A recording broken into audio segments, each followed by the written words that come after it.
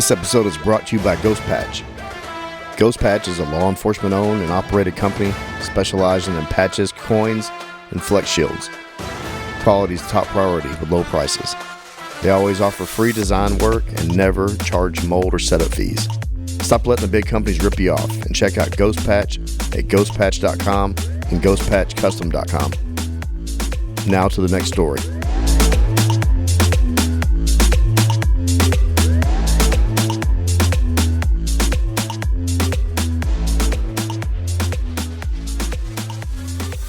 Sarmiento crime-fighting family. A tour de force on the Dallas police force. Izzy joined in 1988. Cousin Miguel signed on in 1991. Twin brothers Samuel and Saul joined in 94 and 95. The tale of the Sarmiento family goes way back, all the way back, in fact, to the tiny border town of Progresso, Texas, where all the brothers and cousins would get together and play cops and robbers. Fortunately for everyone involved, they chose to become cops. I'd go back home to South Texas and tell them about my war stories and being out in the streets and arresting all these guys and getting the foot chases. My brothers and my cousin, they said, well, you know, that sounds like... And a way out of Progresso. He basically recruited us over here. He told us, you know, try it, you might like it, and if you don't, you know, you can try something else. So far, everyone is sticking with the program. Izzy recruited cousin Miguel by telling him bilingual officers were in demand. He joined and now has an extended family which wears mostly blue. You become friends, and you know, we all, you know, with other fellow officers, and sometimes you can become like family, but it always also helps to have real family, you know that's out there doing the same and believing the same things that you do.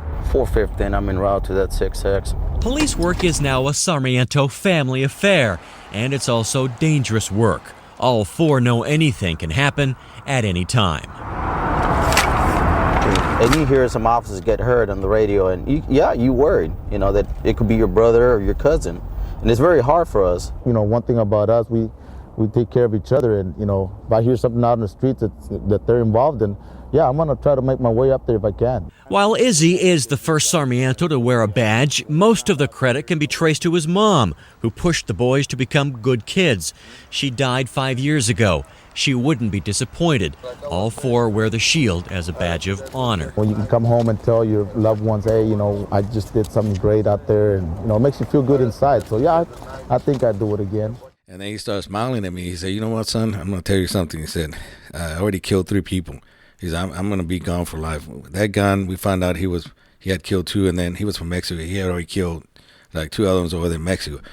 He said, one thing I'm going to tell you, he said, the only reason I was telling my buddy that I wanted to kill you. He said, but you reminded me about, you know, one of my nephews or son or whatever, I can't remember. He said, but one thing that really impressed me was that you treated me like a human. He said, if you would have come with a nasty attitude, MF me or whatever, he said, there would have been a gun battle.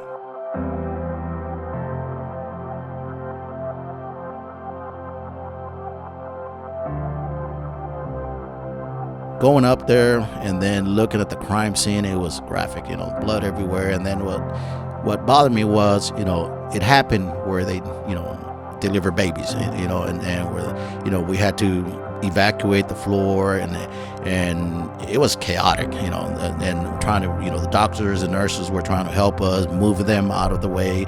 You know, we still had the victims there, the bodies, and we're trying to cover them, you know, so they couldn't see that. It was just crazy. You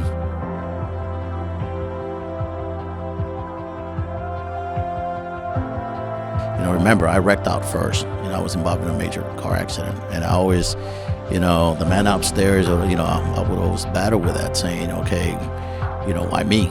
You know, I could have died that same night, you know, or he could have been here, vice versa. And, you know, emotionally, mentally, that bothered me for years, you know, and why me? You know, and that put a lot of pressure on me, you know, to what I'm doing now as a police officer, you know, and said, man, you know what, God gave me a second chance.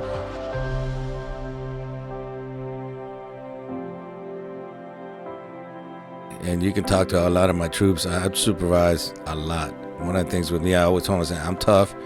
hold you accountable, but I'm never gonna disrespect you or belittle you, because that happened to me when I was in training. But I always remember that. I said, man, treat people the way you want to be treated, and they're gonna respect you. Because one of the things I've learned throughout the years is that people are gonna respect the rank, but they're not gonna respect you as a person. You're listening to the ATO Bridging the Divide podcast, brought to you by the Assist the Officer Foundation. Since 1999, the ATO has given assistance to the first responder community, and now we want to give them a platform to hear their incredible stories. We also want to hear the stories of the many people that support us. Our community is small, but it is strong. We have differences. We don't always agree, and we all make mistakes. But together we can grow, we can heal, And we can learn from those mistakes. and together we can bridge the divide.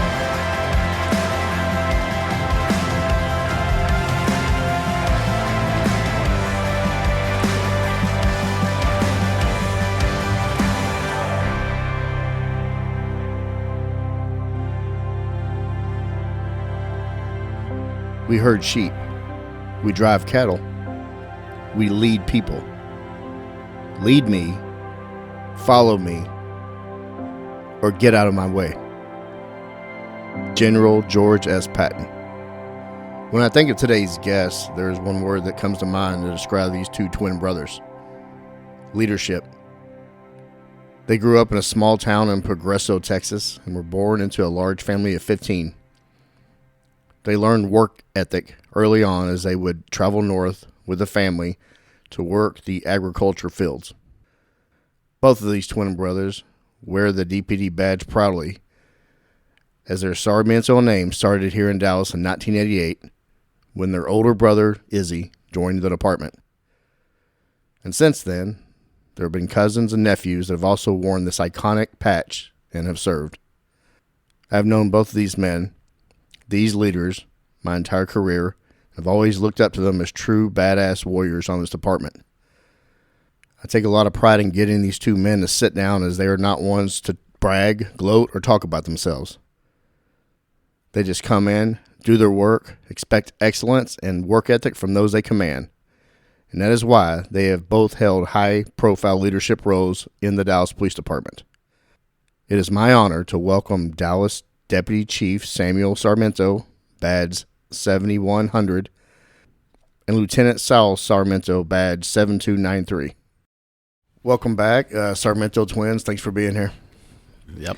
I also want to welcome on the co-host, Kent Wolverton. He's back on the mic as always. And also back is my old partner, former detective John Valdez. You heard his goodbye, and now he wanted to come and he worked under Saul for many years, and they were friends for many years. So he wanted to be a part of this. John, thanks for being here. All right, we're going to dive into it. Let's talk about life growing up. Who wants to go first? Growing up in South Texas. Okay, I guess I'll go first. Actually, Sam and I were born in a small town, Progresso, Texas, in South Texas.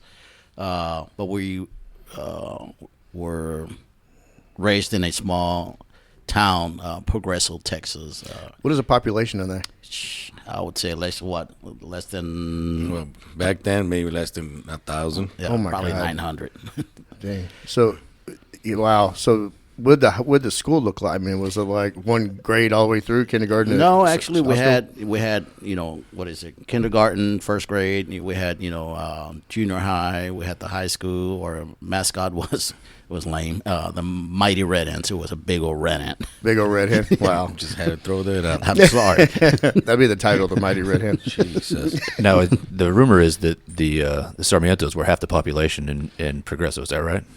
Maybe. Maybe. So, what was home life like? Oh, well, first I gotta ask, who's the oldest twin here? I'm the oldest. Oh yeah. By how? Probably 5 minutes. Okay. Yeah. So He's got rank on you though. yeah, but what's so interesting in that is that my mom, she was in labor. I guess they thought they only had one baby coming, and he got the nice clothes and everything, and then here I come. So You know, You got the leftover. Yeah, I pretty much got the leftovers. I got a freaking towel. So yeah, I'm dressed all nice in the picture. Poor Sam, he's got a big old just. They wrapped a little. He's got towel. that hospital towel Yeah, to give pretty everybody. much. yeah, pretty Looks like much. a bookend photo. Yeah. There you go. But you know what? Regardless, he may have rank on me, but I'm his older brother. You know, he still listens to me. That is very true. No, don't. Trust me. I'm just joking. So what was home life like with parents? Can you describe that? You know, my 15 kids. I don't know how my mom and dad did it. You know, you're talking about, 7 brothers and 8 sisters. Actually, we have also twin sisters. So Sam and I are twins, and my twin sisters, Paula and Trini. And then, again, I don't know, I commend my parents because raising 15 kids, it was a lot, and my mom, that I can remember, maybe Sammy can remember more, but, she would kind of had to prioritize who to give attention to because, man, we were so many. Yeah, that's a lot of kids. And then I mentioned in y'all's intro, which y'all hear later, about a work ethic that y'all had to. Clearly, you had to get a work ethic from your parents at that age. You look at the just raising kids, but also you had to make money to raise those kids in themselves. So the work ethic started early, I'd imagine. Yeah, because my dad, he was a tough cookie. He was. Yeah, he was. He was tough. So, and my mom was more, compassionate. She was a mom of all 15 of us, so she did her best to try to, like you said, pay attention to all of us. Sometimes they forget our names. Like sometimes, hey, whatever, just come over here. And it was pretty cool. But as far as like my dad, he was more, strict. It's a good cop, bad cop type thing there. So he's more loving, motherly love, and then dad had to be disciplinarian. Yeah. He to the point he took it to the next level. It was hard on all of us, especially the boys. Mm-hmm. I also read that y'all would travel up north to work in the agricultural field. Can you talk about that? Yeah, we used to, again, like you said, 15 kids. My dad had to find a way to put, food on the table, pay the bills. So somehow that I can remember, I was even, I asked my older sister about it, and she said it all came about talking to some friends. They all, told him, hey, stories about going up north. You're talking about, for example, over here in Texas, like West Texas, Amarillo, then Idaho, Oregon, California, Michigan, to go, I guess, during the summer. And it was called, they would call it, what's the name? Seasonal migrant workers. There's a difference. Some people say, oh, immigrants. No, migrant workers. Okay, we're all born here in the U.S., so we will go over there and just work with the farmers, on anything, picking, onions, potatoes. Produce, yeah. Yeah, produce. We learned how to, that's how I learned how to drive trucks, standard, remember? I think for us, we started working when we were like probably 8 years old, 9 years old. So hard work. Shit, yeah. And it was one of those where, it didn't matter if it was raining, cold, freezing. We had work, and we worked more than, you're talking about 12 to 15 hours every day. And it was, trust me, there was times that we were like, what the heck are we, even as a kid, you're crying because you don't want to be out there, but you make sure that, your parents were like, hey, you got to work, so tough it up. Or like when we used to cut each other, with knives, because you had to pick certain products with a type of knife. Hey, you just put dirt on it, put a little piece of rag, move on. No, I was saying that it's real fascinating to me when Saul would tell me stories about y'all going up north. So when y'all would go there, would you live like near the farms and go to school there? How would that? Because he's told me funny stories how it's like your whole clan, your family would be like, at school sometimes it'd be y'all against everybody else. So I don't know how that worked out. I think at first my parents, because we used to they used to take us out of school in May, and then early May, and then we would stay all the way to October. And so throughout the years, they never put us in school during the summer. It was just focused on working. But I guess every year the laws would change, and they knew that migrant workers had the kids out there working, and they was like, well, you're talking about labor laws and all this other stuff. So they started pushing our parents to put us in school. And I think we went to school for maybe, I don't know, several years. Yeah, few years. But and I mean, let's be real. Back then, we were the only, Mexican, Hispanic kids in Berkeley, Idaho, and it was all, white kids. So it was a little tough for us because there was a little bullying. I mean, they would want to fight us, and we got into a little trouble. But after that, it I guess. Yeah, because it was kind of like a culture shock, because, again, like Sam was saying, the majority were, white individuals, white students, and we went to school, and we were the only, Latinos, Hispanic, whatever you want to call us, kids, and we got into a lot of fights, because again, it was one of those things where maybe it was. For that community, it was maybe new to them and new to us, and now we were kind of, they forced my parents for us to go to school, and there were situations when poor Sam was getting his butt whooped, and I'm over there trying to help him out, and I couldn't because they were whooping me and then my little brother, and I think my dad kind of got tired, of us just fighting every day, because I think what helped us survive, Sam and I and my brothers, we. For several years when we were young, we learned how to box, and I think that's one of the things that kept us going. Well, a lot of those kids y'all were they were messing with y'all probably, for one, didn't have y'all's work ethic already, and then you got boxing skills on top of it. Yeah, there's probably a lot of ass whipping going on. Oh yeah, Hey. Yeah, but we get outnumbered, so Yeah, no, you can only get you can take one, but when it's like 3 or 4 or 10, and you're like, man, that's it, you're done. You just take the the little smacking here and there, but it was just part of being a teenagers. Like I said, but most of the time we stopped going to school, and it was mainly more focused. And plus, we were growing, like we were now 14. At that point, you're a kind of little rebellion teenager, and I'm not going to school. So, yeah. And my dad, well, he didn't mind because we were physically helping him out work. So he's like, all right, well, take all the help I can get. Yeah. Let's go to work. So but in reality, it was some hard labor because, like I said, it's you get up at 5 a.m.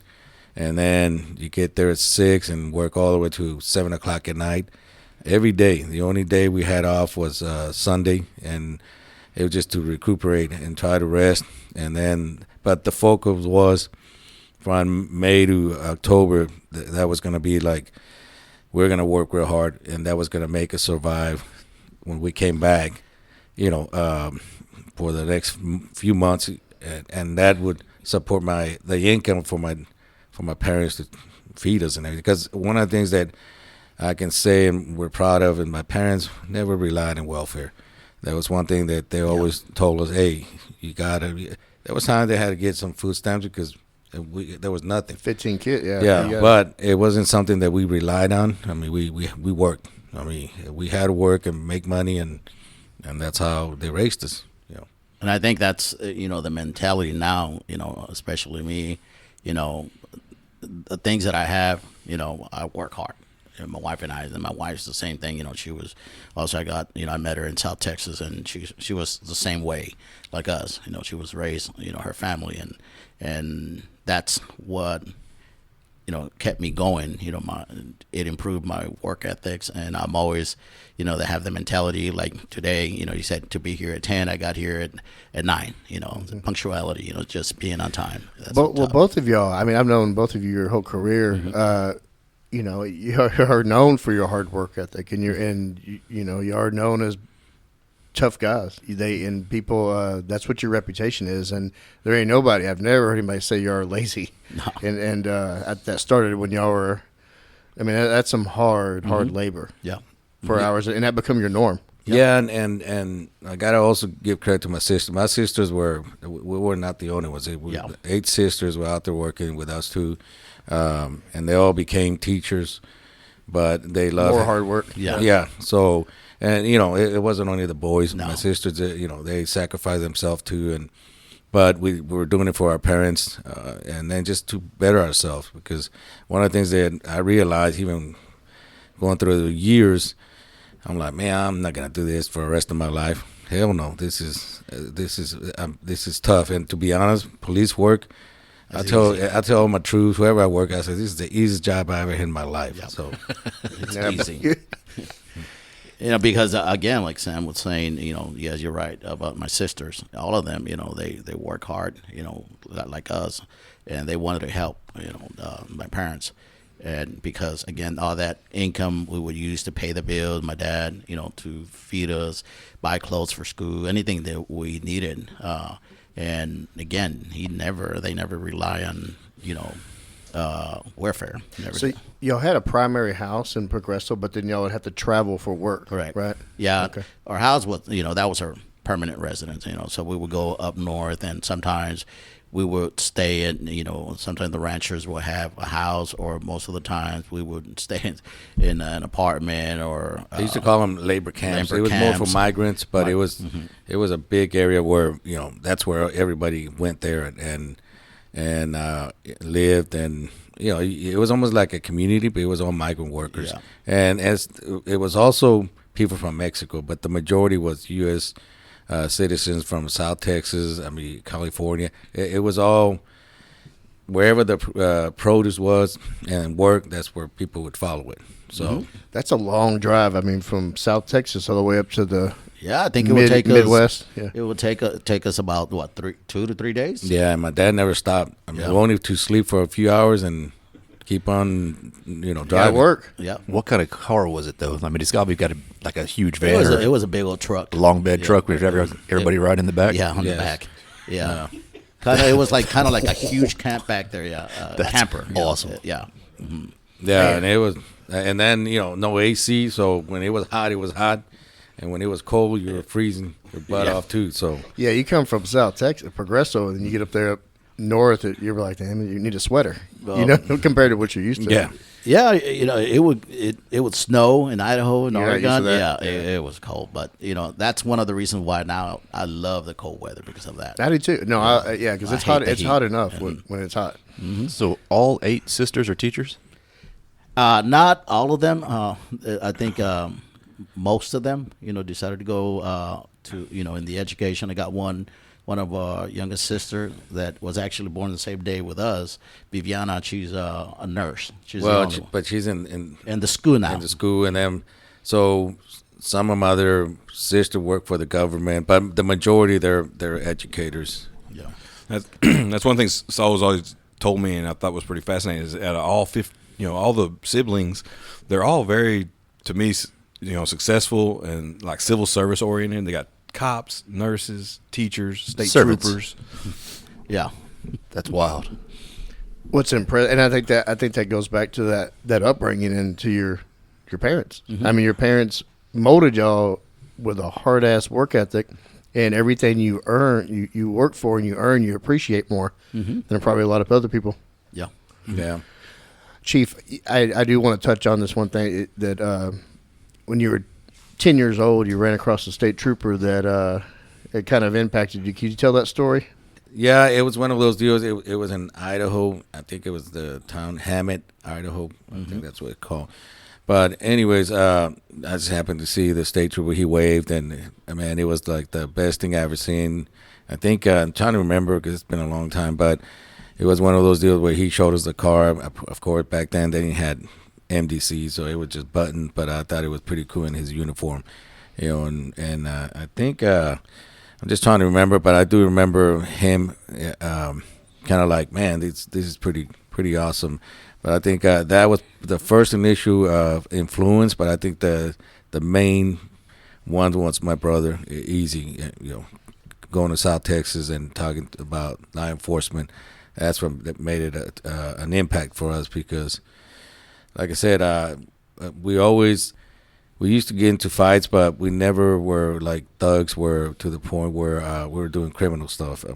Even when we're young, the problem with Progresso, if you broke a window, which I ended up breaking a window and I was told by a neighbor saw it, told my mom and my parents, and we got in trouble. So they knew. So any move you did in the neighborhood, they were gonna know. So, and they would let you know if we're playing with bottles. They're like, "Hey, we're about to call your parents."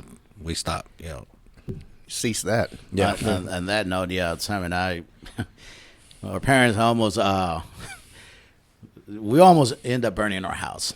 Because Sam and I, we used to watch movies, Vietnam Wars and all that, and I don't know what we decided to, put gasoline in bottles. Like on Platoon.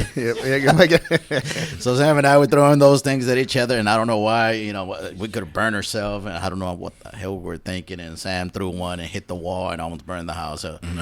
I mean, he didn't snitch on me. I didn't either, so we all got spanked. Yeah, they whooped my dad and my mom whooped our butt so bad. Oh, my God. But we never said anything.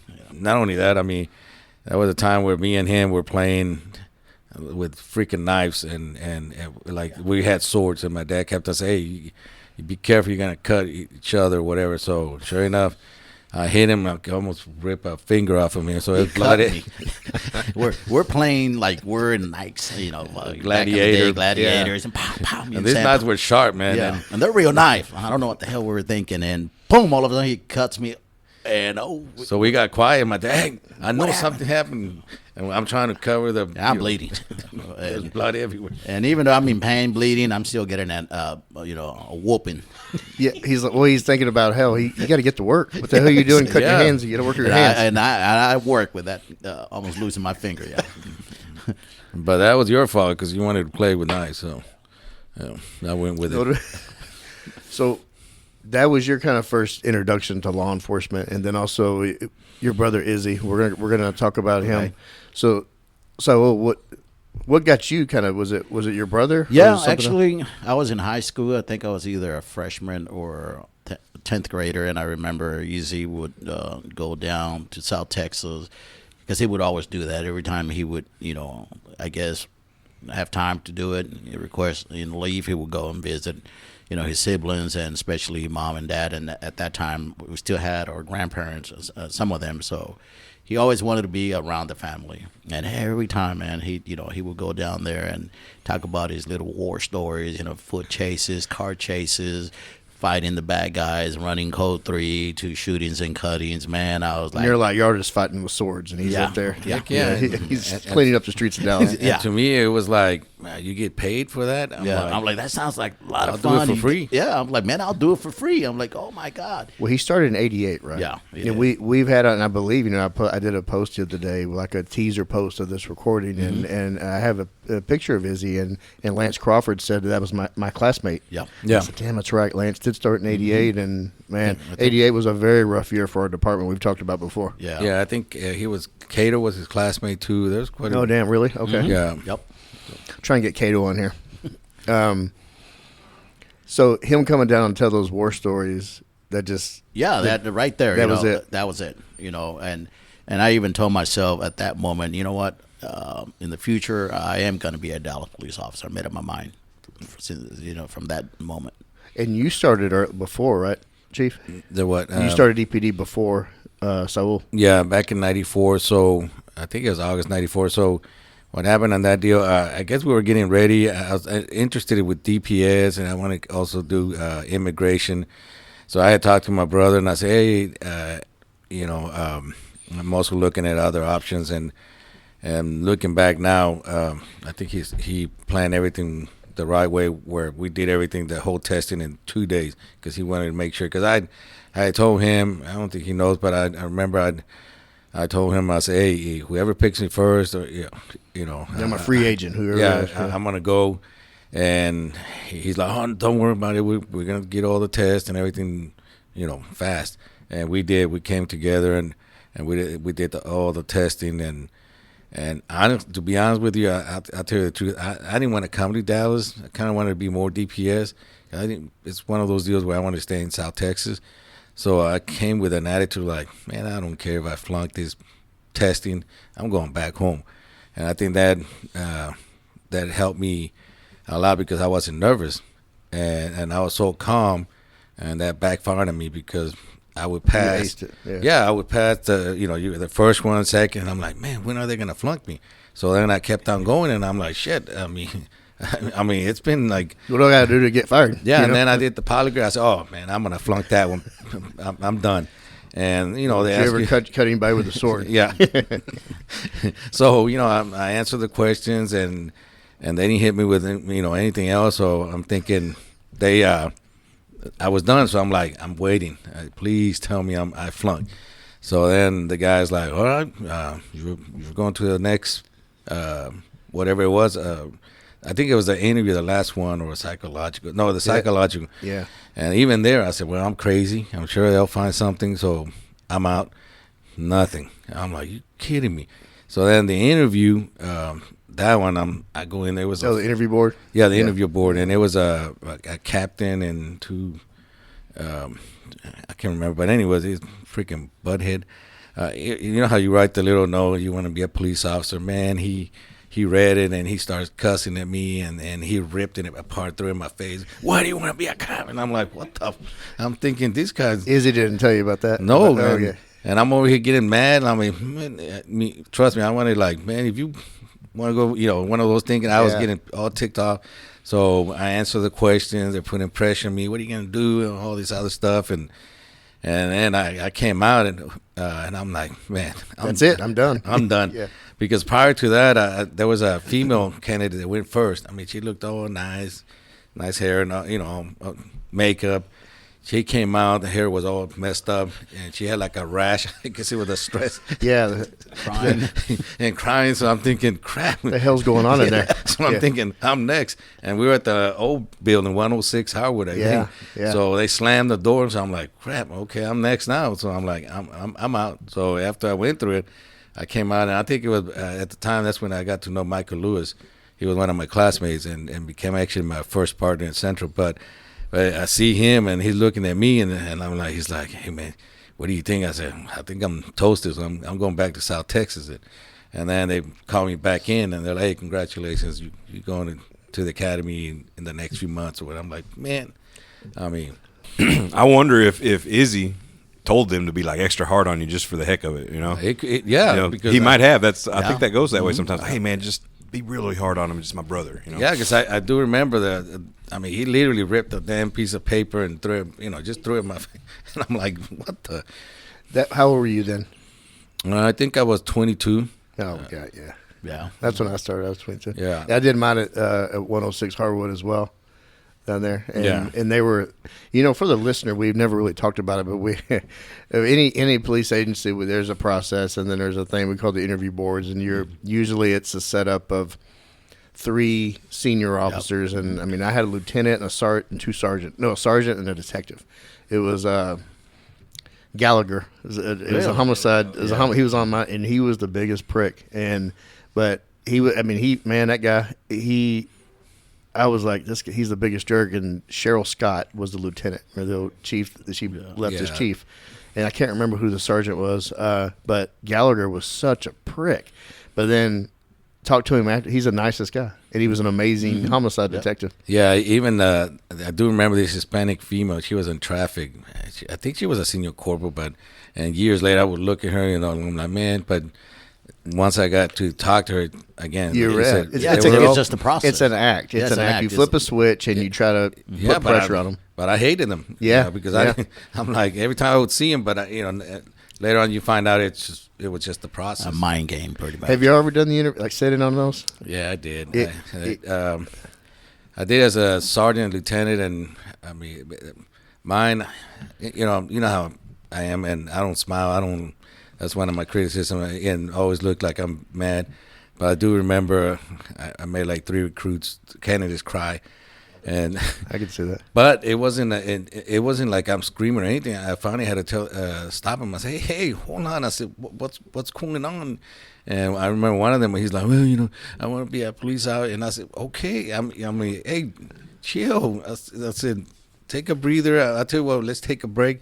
So later on, after the kid passed or whatever, I do remember the other, whoever were with me, they were like, man, Lieutenant, you're making all these guys cry. I said, you know what, I don't want to do this interview process anymore, because I just felt bad for the kids, but it wasn't that intentional. Like I was, I'm just a serious guy, and they were just. Well, one train of thought is a very serious job, and you do have to have. You're going to deal with stress every day you put on that uniform, and every day, and you can't always run to HR and complain about something, and let this. Well, however you were treated by those 3 officers in that room, they were putting on a show for you to test your stress. It's not going to be near what you're going to see out in the streets. Yeah, I never did it, because, but I monitor it because John and I used to work in personnel as recruiters and background investigators, and we used to do the on-site testing every month. Oh yeah, no, I did like it. I mean, it was not all of them did that, but a few did. But after that, they were all relieved because they would just look at me, and I don't smile, I don't make expressions. I just got Darth Vader sitting there. Well, go they don't want to mess with it. I don't think I've ever actually seen Chief smile until he said, "I made 3 of them cry." No, a little smile broke out right there. No, because look, to me, even up to now, I've never. And you can talk to a lot of my troops. I've supervised a lot. And one of the things with me, I always told them, I'm tough, hold you accountable, but I'm never going to disrespect you or belittle you, because, that happened to me when I was in training. But I always remember that. I said, man, treat people the way you want to be treated, and they're going to respect you. Because one of the things I've learned throughout the years is that people are going to respect the rank, but they're not going to respect you as a person. And if you treat them like crap, they're not going to have you the respect. They're only respecting the rank because they have to. But once you turn around, they're going to flip you off or whatever. Well, they won't work for you either. No, they won't at all. So and that's always been my thing. I don't forget where I came from. I don't.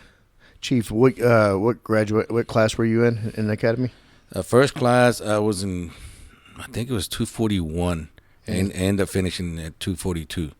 I guess doing the academy, I think my mom, it was when we were kind of young. She was diagnosed with cancer, and I think looking back, I think we were probably like 16 when she was diagnosed. So she was fighting the battle with cancer for a long time. Yeah. So, and I believe when I joined, it was August 12, 1994, and I was with, like I said, 240, and then real close to Michael Lewis. Joe Marine was in that class, I think. Yancey Nelson. There's quite a few there. And I was there until October when she passed away. And so when she passed away, back then was a little bit different. There was not like right now with Academy. So they said, hey, you're going to be off for another 2 weeks, whatever. So we're going to take you out so you can focus with the funeral and all that. So because I knew I could handle it, but being 22 years old, losing your mom. And you're so far from home, too. Well, yeah, and it's at that point you were like, I don't care about the academy. I don't, I just, you're mourning, but also you were focused and trying to survive, with the academic stuff. And the running, the exercise was easy for me. It wasn't a big deal. But just staying focused, and I guess they realized, and I kept on fighting. I said, no, I can do it. Just let me go to the funeral real quick and come back. They're like, nope, don't worry about this. And I appreciate that, because it was one of those deals where I ended up taking off probably like more than 2 weeks. We were over there and making arrangements because, she was here in Dallas, in the Metroplex. And I think what happened was she, at the end, they told her, hey, there's nothing you can do. You just got a few more days or whatever. So my mom said, hey, I don't want to die here. I want to die home. So we decided, hey, we're going to make it happen. My brother, Easy, we put her in, we couldn't fly because of her condition. So we took her all the way to South Texas. So... And then he kept on telling me, no, you stay there, because, he wanted me to make sure to graduate. So when she passed away, they said, no, it's time for you to, do the funeral stuff. And then I got recycled. So I was out for like 2 months. I was working in personnel, and I think it was this sergeant. It was funny because the guy, Sergeant McKelvey, I think, he would give me work. But, again, my work ethic was I mean, I finished my stuff so fast. 20 minutes and you're yeah. done. Yeah. So he was like, okay, we'll do this. And then, bam, I got it done. So finally one day he's like, look, man, do you have family around downtown? And I'm like, yes, sir. Disappear. Just go visit them, say hi to them, come back in 2 hours because I don't have anything else for you to do. So finally they moved me to the employee relations. And I think at the time they were doing some banquet, friends, whatever you call that, banquet. So they needed help, and of course I didn't mind them. They're like, "Man, I just want to do something." You want to work? Yeah. Yes, I was. It was killing me just sitting on a desk, answering the phone. I'm not that type of guy, so it was just I was miserable. So once they put me there and they said, "Hey, you can work," man, I was having fun. What was the impact on the family? I mean, I know you're in the middle of trying to start a new career, and Izzy had already been here for like 7 going on 8 years, and then. So where were you at this time? I was South Texas still, and I was there when actually they, Easy, they brought my mom, back home, and that's where she wanted to be. And actually myself, my dad, and my sister, and my uncle, we were there on her, final moment. She actually ended up dying in our arms. And it impacted me a lot. Like Sam said, you're 21, 22 years old, and your mom dying very young at the age of 50, and seeing her, just suffering, with a lot of pain, and there's really nothing that you can do, just comfort her and give her good, just talk about the good memories or whatnot. So yeah, it was very difficult. Anyone of us I would take her place if I could. I was like, hey, take me. But, it's just one of those deals where, unfortunately, the research and the medical advance wasn't there. So, but even going through her struggles, she kept on pushing us. I remember, I had asked her, hey, Mama, you going to come to my graduation? And she's like, we'll see, son. And at that point, I kind of knew, hey, I don't think she's going to make it. And she didn't, but it was one of those where it impacted us, and then my little brothers and sisters, because they were still kids. I mean, my older sister became the sort of like the next mom. Yeah. She never got married. She took care of all the other kids.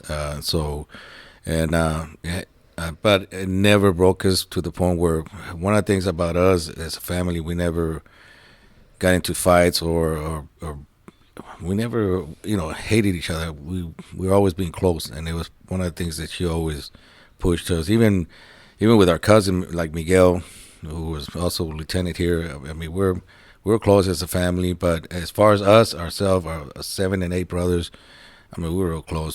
Mm-hmm. You had a lot of rocks to lean on. Yeah. Oh yeah, definitely. Mm-hmm.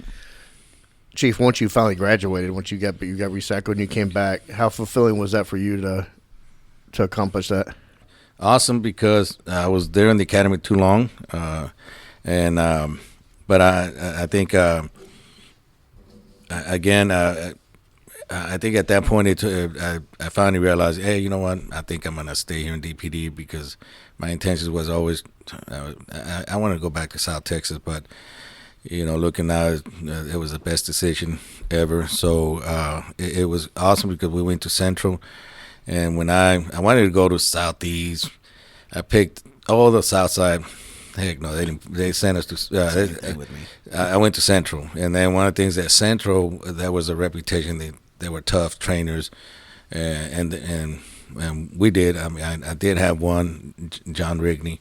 He was tough. I've heard of him. Yeah, and and he was an okay guy, but I just didn't like certain things as far as, like I said, as recruits, you're under a lot of pressure, and sometimes it went to the point where they were messing with you, and that's okay. It was part of training, but it was good. I mean, it was diverse, and I got to see my brother because Easy was there in SWAT, and he would like watch me, and he would kind of tell me, because one of the things that my brother and that's something that we always push ourselves was we didn't rely on hookups like.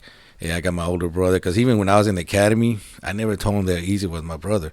And there was instructors that would go in there. I remember one guy, it was in traffic, and he's talking, and he sees Sarmiento, and And he's like, hold on, hey man, and I'm like, hey, he was a tall black officer in traffic, and I think it was an A&I or something. So he's like, hey man, are you Easy's brother?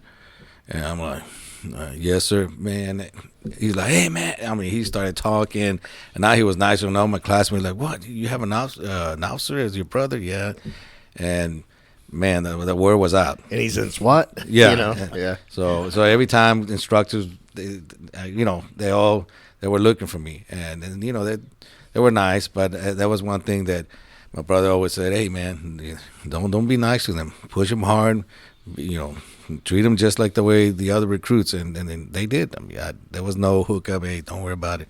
No, I was out there sweating and getting smacked too, just like them, you know. And so you were working at the IRS. I read your IRS. Yeah, I was working for the IRS. What was that about? You know, before I joined DPD, I came up here, worked for the IRS, I think for a couple of years, and it was in the collection department. It was kind of tough. You know, I was very young for that type of work. You know, it was in a very tedious. Yeah, it was in a controlled, secure environment. You know, you had big old computers in front of you.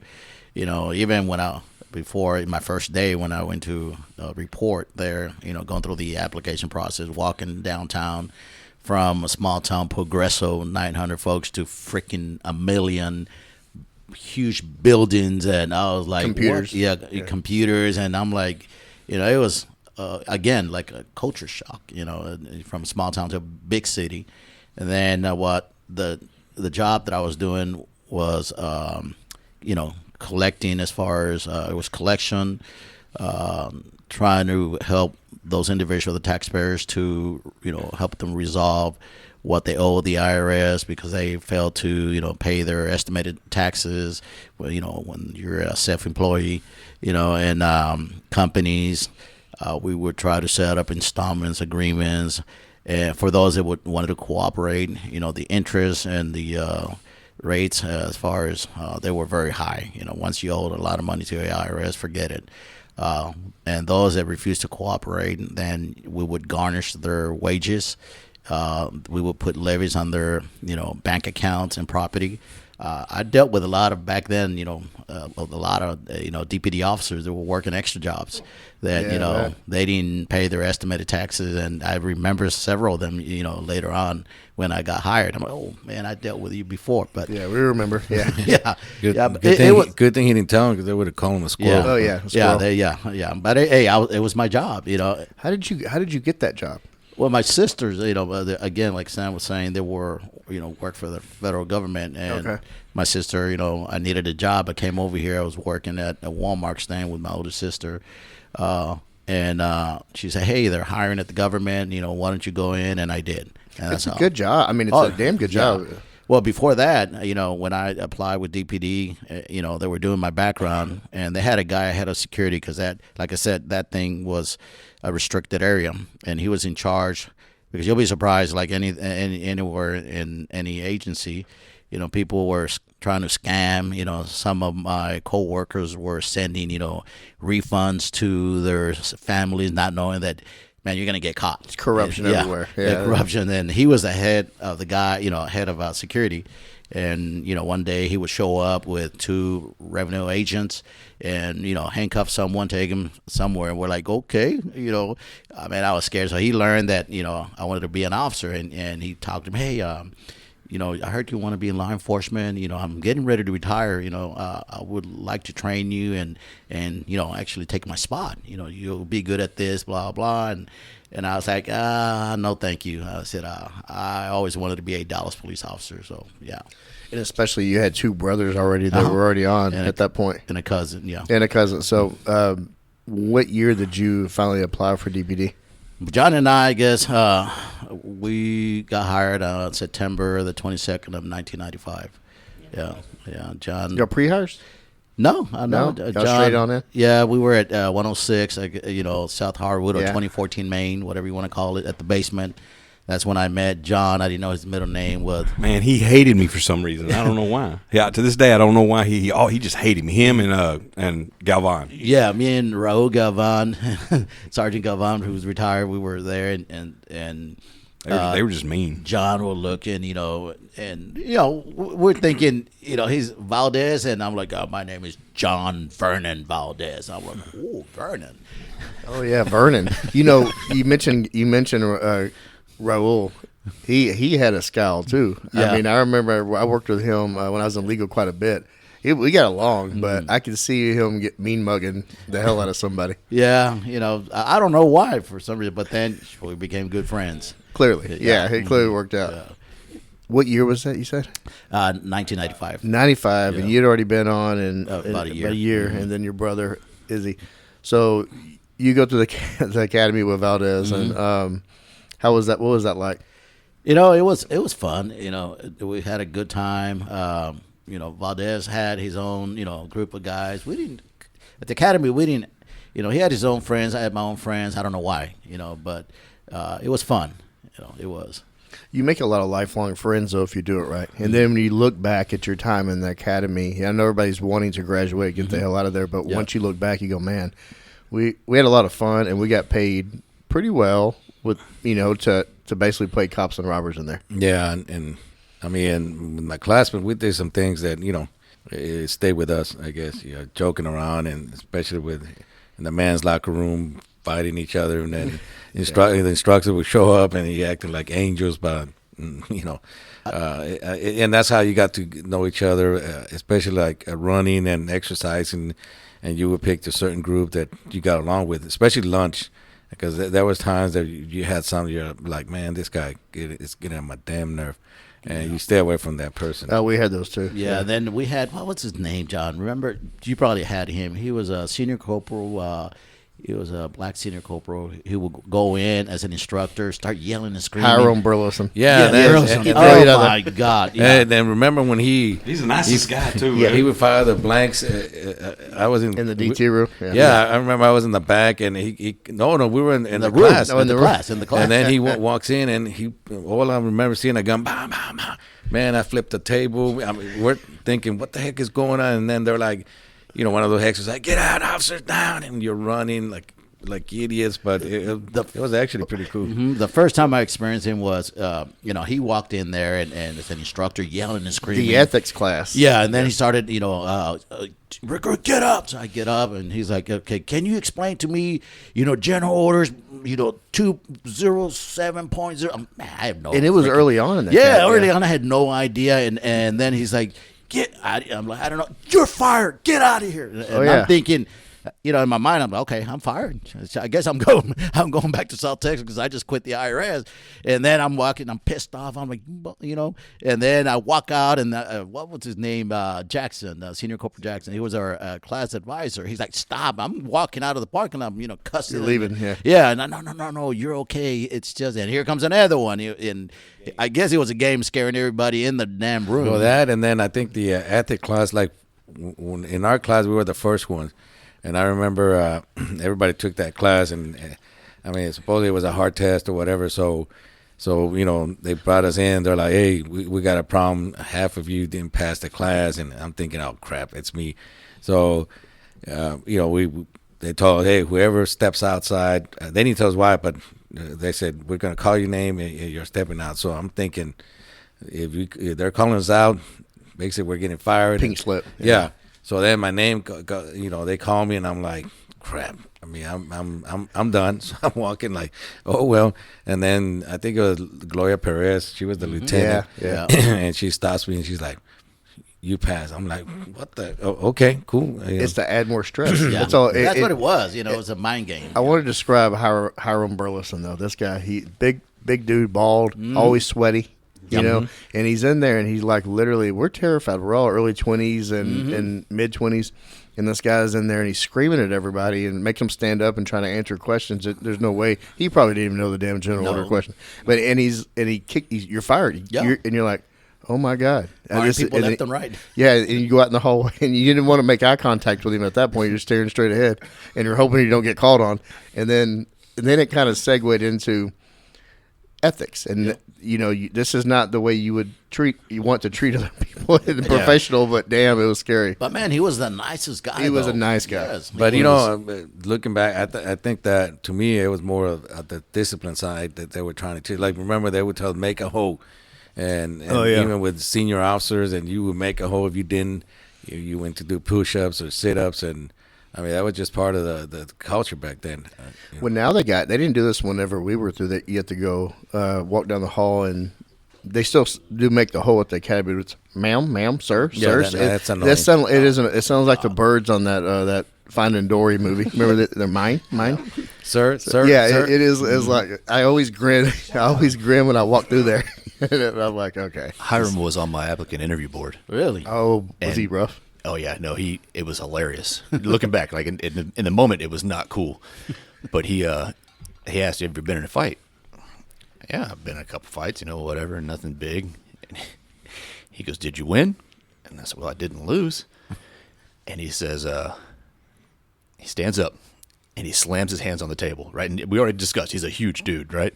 He says, "I'm 6'2", 250. You think you could whoop me, boy?" Ooh.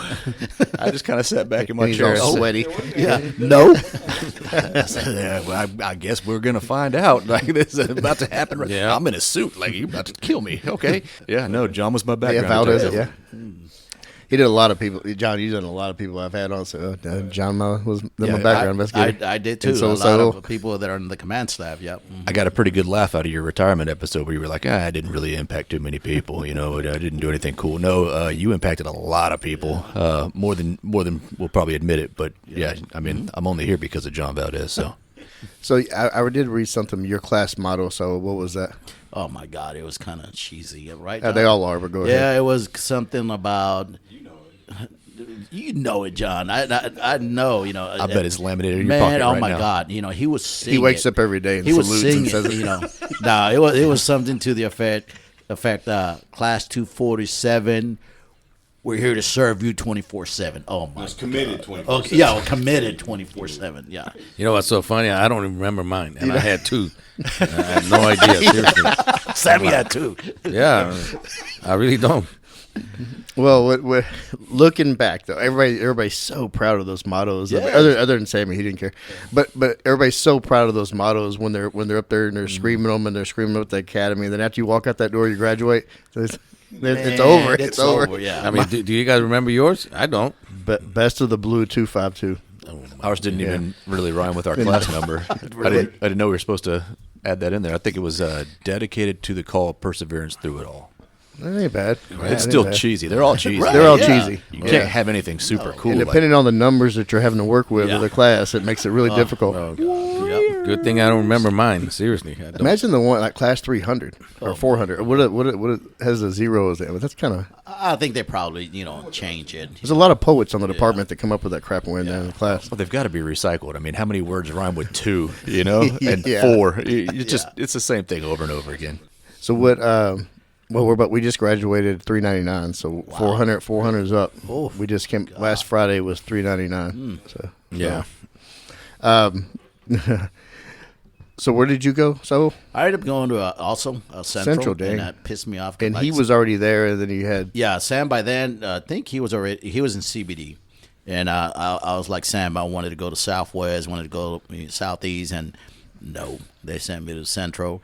And Sam is right. We had trainers that, man, they were difficult.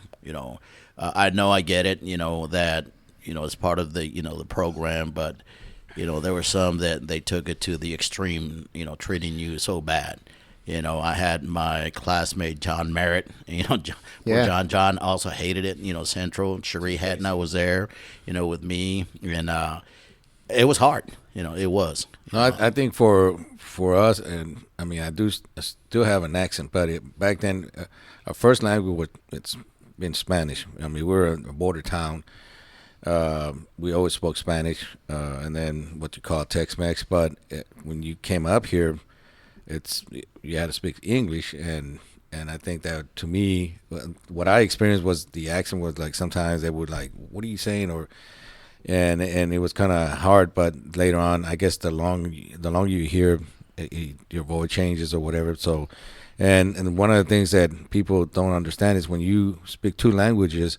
Even now, I just went to Mexico not that long ago, and over there I just talk Spanish because it just comes automatically. And sometimes when I was here in training, I would talk to my trainer in Spanish and then English. Your brain was it's just kind of weird. It kind of, for us, it's like when I'm talking to you right now, I'm thinking Spanish, but I'm talking to you in English. It's just weird, or vice versa. Even now, wow. Yeah, because in South Texas, we used to call it Spanglish. Because even if you go down there in South Texas, McAllen, Brownsville area, over there, they, for some reason, they'll start a conversation in English, and then Spanish, English. It's so weird. Even when I go visit, intertwined. Yeah, I go visit my friends and my family, and you don't, when you're having a conversation, you don't hear it. But then when it's recorded, and you're like, I'll be damned. Well, how the hell are we doing that? From English to Spanish, Spanish to English. It's just, it rhymes. Became a pro at it, though. Yeah. I mean, really. So we've had a lot of people on from a lot of people from Southeast, as you probably heard. We always praise Southeast, and we have Southwest. And we heard folks. that. Yeah, I know y'all have heard it. Probably sick of it, like everybody else. But Central is very unique as well. And then you factor in CBD. Can y'all kind of describe? Because we've never described the difference in Central CBD and Central. So what happened back then, and when I joined, when I finished training, I went to. I was in third watch, and then they put us in the project. What is it? 158. And 158. Yeah. You don't put guys that work, and man, we were arresting people. So I guess the sergeant, they were like, man, these guys, it's too much, and I get it, and plus it wasn't so much. Of course, now I see things different than back then. I was young and eager, and I just wanted to go to jail. So at that point, they started drafting people to go to CBD, and since we were the rookies, they sent us to CBD. The thing with CBD back then, I think downtown was like a ghost. I mean, it was. It's not as popular as it is now. Back in '95, it was just we had the 5 p.m. It was a ghost. Yeah, we had the West End, Deep Ellum, but other than that, everything else was just dark buildings and that was it. Deep Ellum, when I heard on in '97, I mean, it was hopping. It was. And the weekends, it was. Yeah. But and then also the West End was still going, but now, man, West End's like a ghost town now from what it was. And because I grew up in Dallas in the late '80s and early '90s, man, West End was the happening place as well. Yeah. And the only thing that CBD back then. Texas OU was crazy back then. Yeah, it was crazy. They had they would have the tug of war, between the Red River tug of war, which was fun. But it was like literally you drive through Mardi Gras. The streets were just packed and bumper to bumper, and y'all had to work that as well. Oh yeah, yeah, we had to work that in the West End, and I think for a few years, but it was always packed there. Deep Ellum, the thing with Deep Ellum, it was Friday, Saturdays. We used to do the cruising violations. All the cruisers. A lot of homeless contacts. Not back then. Not back then. Yeah, boy, now it is. Yeah, back then it was more. I mean, it's busy like it is, but it was more just cruising. And I remember we were in the middle of the street writing tickets. Sometimes people had warrants, put them in jail. Paddy wagon was packed with people. We were busy. We were closed, Commerce Street. There was a lot of things that back then, we were able to do as far as, enforcement. Now, forget it, because now the businesses that have a voice now, and, if you start doing that, they're going to start losing business. So it takes only a phone call, and that's all we have. Yeah, and that's why we have those issues in Deep Ellum, So.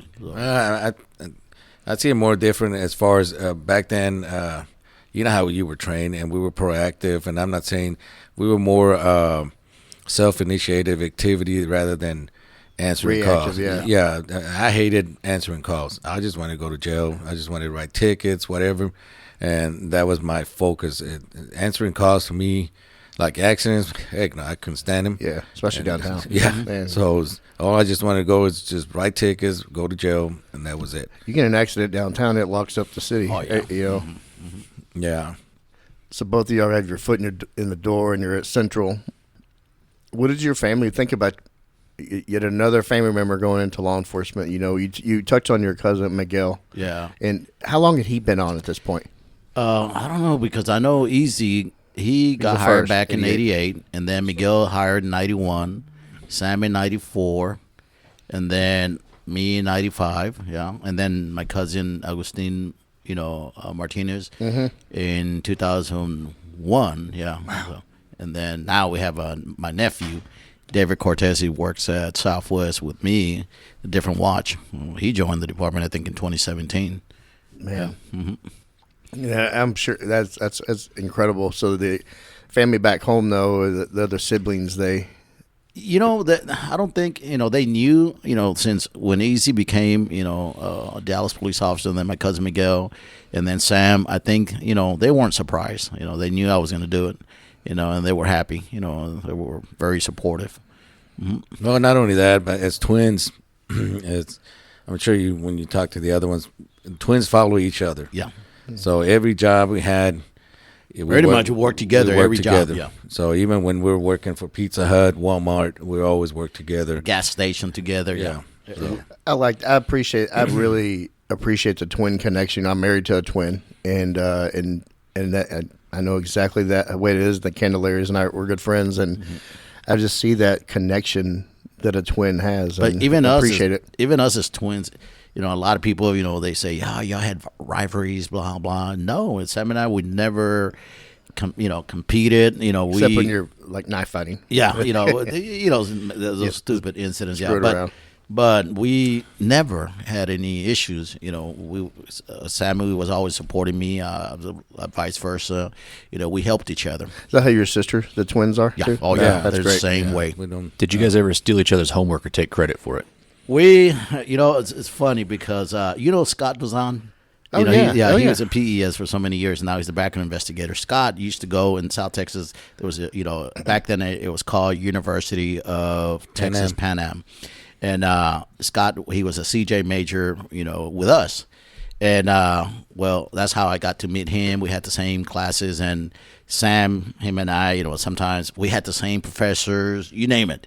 And same classes, so sometimes me and Sammy, hey, I scored a 90, and Sammy, because we were working Pizza Hut late, and he's like, man, I didn't study. I said, man, don't worry about it. Cause I know his social security, everything, date of birth, you name it. So I would go in, take the test for him, and they didn't know that it was me instead of Sam, vice versa. That's great. And to this day, even Scott, when he got hired, saw him, hey, started talking about it. He didn't know that I was a twin until one day we were at in-service, and he saw Sam and I, and he's in shock. He's like, what the hell? And then he told me, man, no wonder. He goes, man, it was driving me nuts. I said, what do you mean? He goes, because I couldn't believe that, when we were in college, I had you in every class. He goes, in every class, not knowing that it was me sometimes, so Sam. So he's like, I didn't know you had a twin brother. So, yeah. Oh, it was I know. crazy. Scott's good. I was surprised he left crime scene because he was there so long. Yeah, everything has a shelf life. Yeah, I kind of helped him out to, he had enough, with working those, crime scenes. Yeah, that were tough for him. They see, so and I what's funny is I just released the crime scene episode and the daily grind. Scott Bazan. Yeah. So so going back to Sam and I, we kind of. So Sam took the T-Quil test for you? No, not. You know what? We can't do that now here in the police department because they can tell the difference. I wish Sam could take my test, senior corporal test, sergeant. It only happened one time, but most of the time it was more the lecture side. It was like I just needed him to sit there, take notes, and and. Quiet nap. That's great. That's great. Or go work somewhere. Because we worked. I mean, we had to support our family. So there was times that we had rough nights, and I was tired, and I'm like, hey, can you just show up so I can at least get some? I took a couple of tests for you. I did. I don't remember. Maybe you did. You just walked in not knowing it was a test. Yeah. Perfect. What was the best memory from patrol? I don't really have the best memory patrol is working at Southwest. I had a lot of great partners, that I got to work with. Joey Fonseca, he works in narcotics. Joe Yanes, I worked with him for a while. And, just working at Southwest and even CBD, we were young, we were crazy, and on Saturdays, I think it was our Friday, we would hang out. Remember in the parking lot and hang out and talk stories and after work have a couple of beers, there and then go home. So yeah, those were the fun memories. Chief, how about you? Best memory? Best memory. It was more patrol and gang unit. I think I always liked certain groups that, as a group, operational was one of the things that the difference between me and him is he's more investigative, I'm more operational. But I think but honestly, in all the assignments, been everywhere, but patrol to me has always been the foundation of policing. Some people avoid it. Yeah, and some people avoided it a lot, but to me, I never did. I worked West Dallas back then. It was Northwest, and that's where I used to work deep nights. And my beat was 514 right there, McBroom and Puget. It was all drugs and guns, and I just like being out there working, arresting people. The best part to me, which we don't do anymore, is chases. We got into some crazy chases back then, and 30 squad.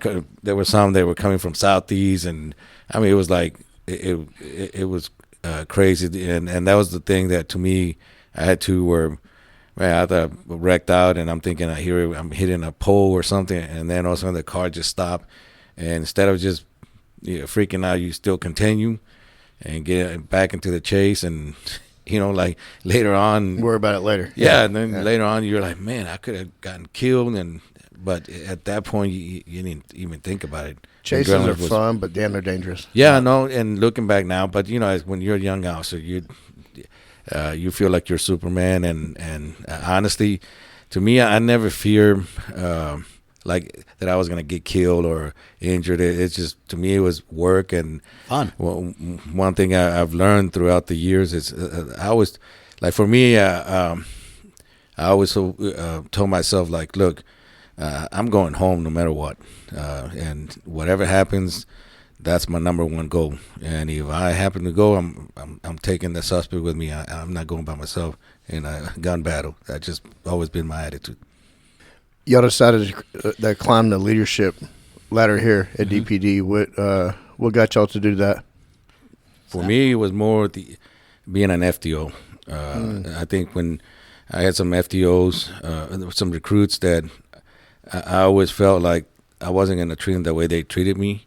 I always felt that I'm there to help them, support them, and I did. Some of them are sergeants now, lieutenants or whatever, and I had an impact on them. I was tough. One of the things, because to me, I didn't focus. You know how it is. People focus on if you're a hard worker. That's just my opinion, but I didn't care about a map score or report writing. I care about officer safety.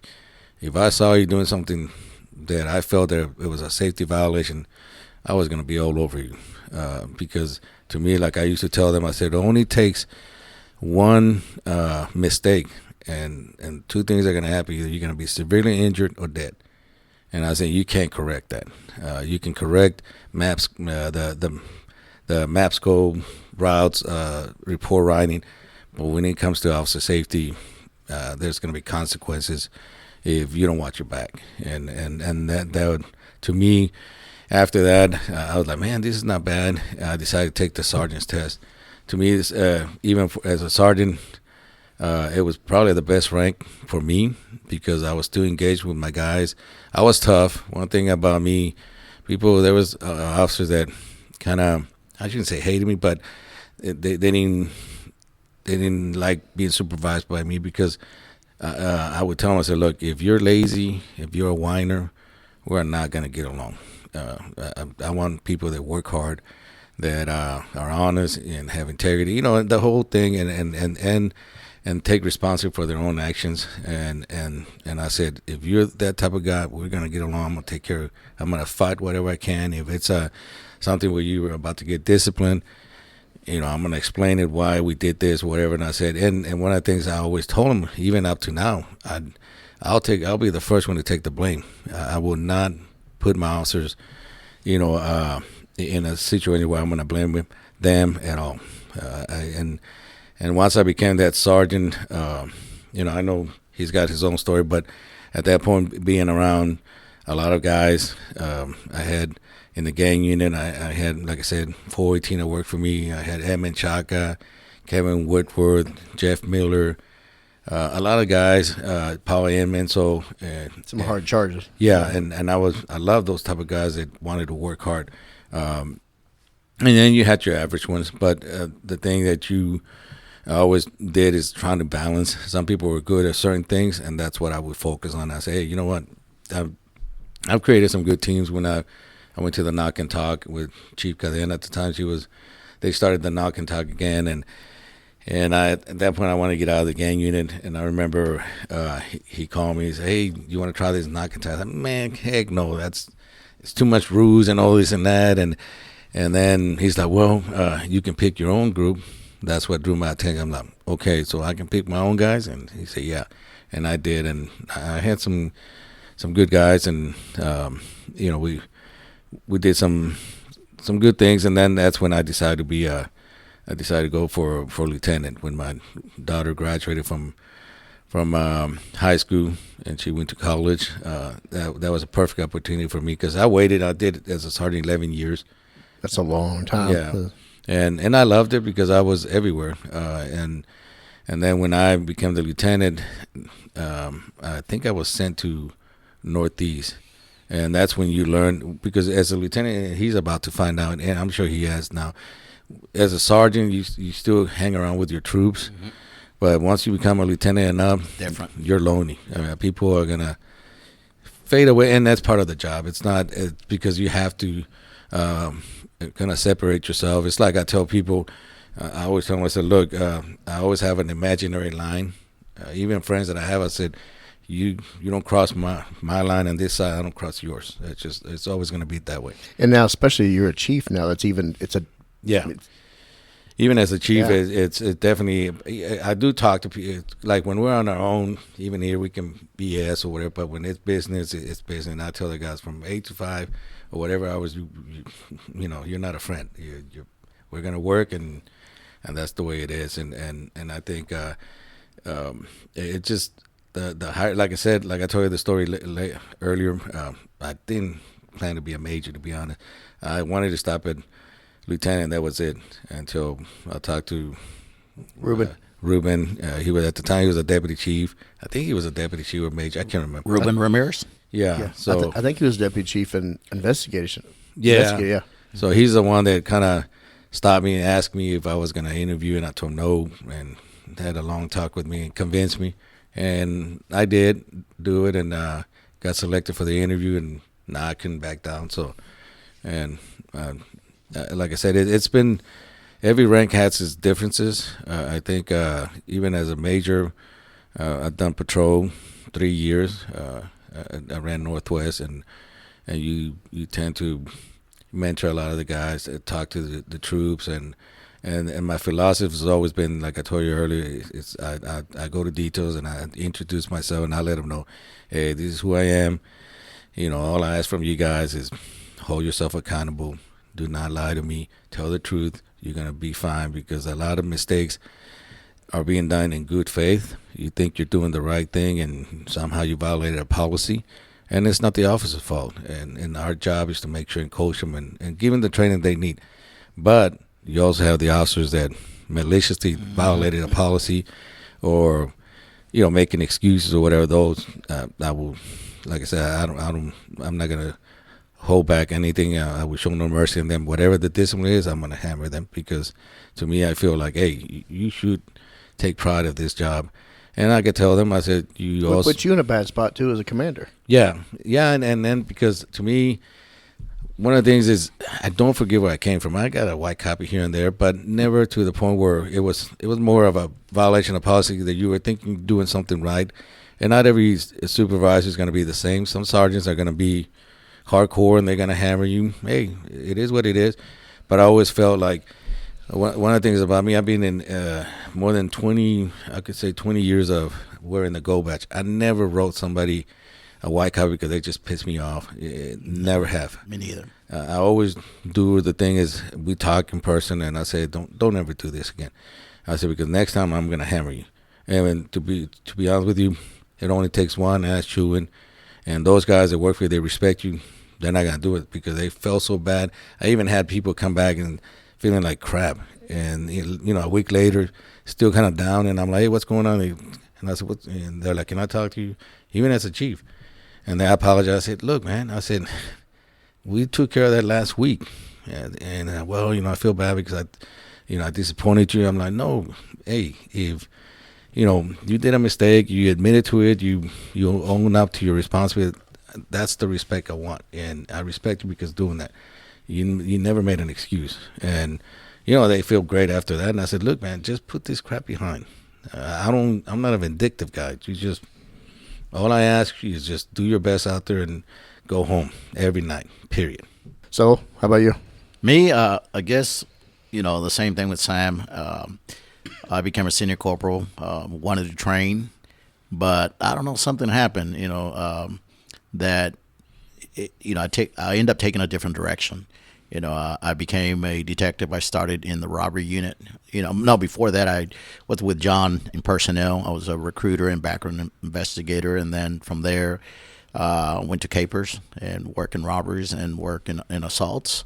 And then I promoted back in 2007 as a sergeant. So I was a sergeant for 17 years. And I was in a lot of different divisions, some high profile units, public integrity unit. I forgot you were there. Yeah, I was there in homicide and, deployment, you name it. I was all over the place. And I agree, like Sam was saying, that rank, that was one of the best ranks because I was actually very engaged with, my subordinates, especially the detectives. And Sam, he's more operation, more tactical. He can mobilize an army. Not me. I was more now because half of my career, well, actually most of my career, I was in the bureau. And I was focusing on criminal investigations. And now that I'm in patrol, trust me, I love patrol right now. I needed a break, and I'm hoping to stay there for a while. But I had a good time, and then I became a lieutenant, and right now I'm having a great time. You just recently promoted lieutenant, correct? Yeah, okay. I promoted October of 2024.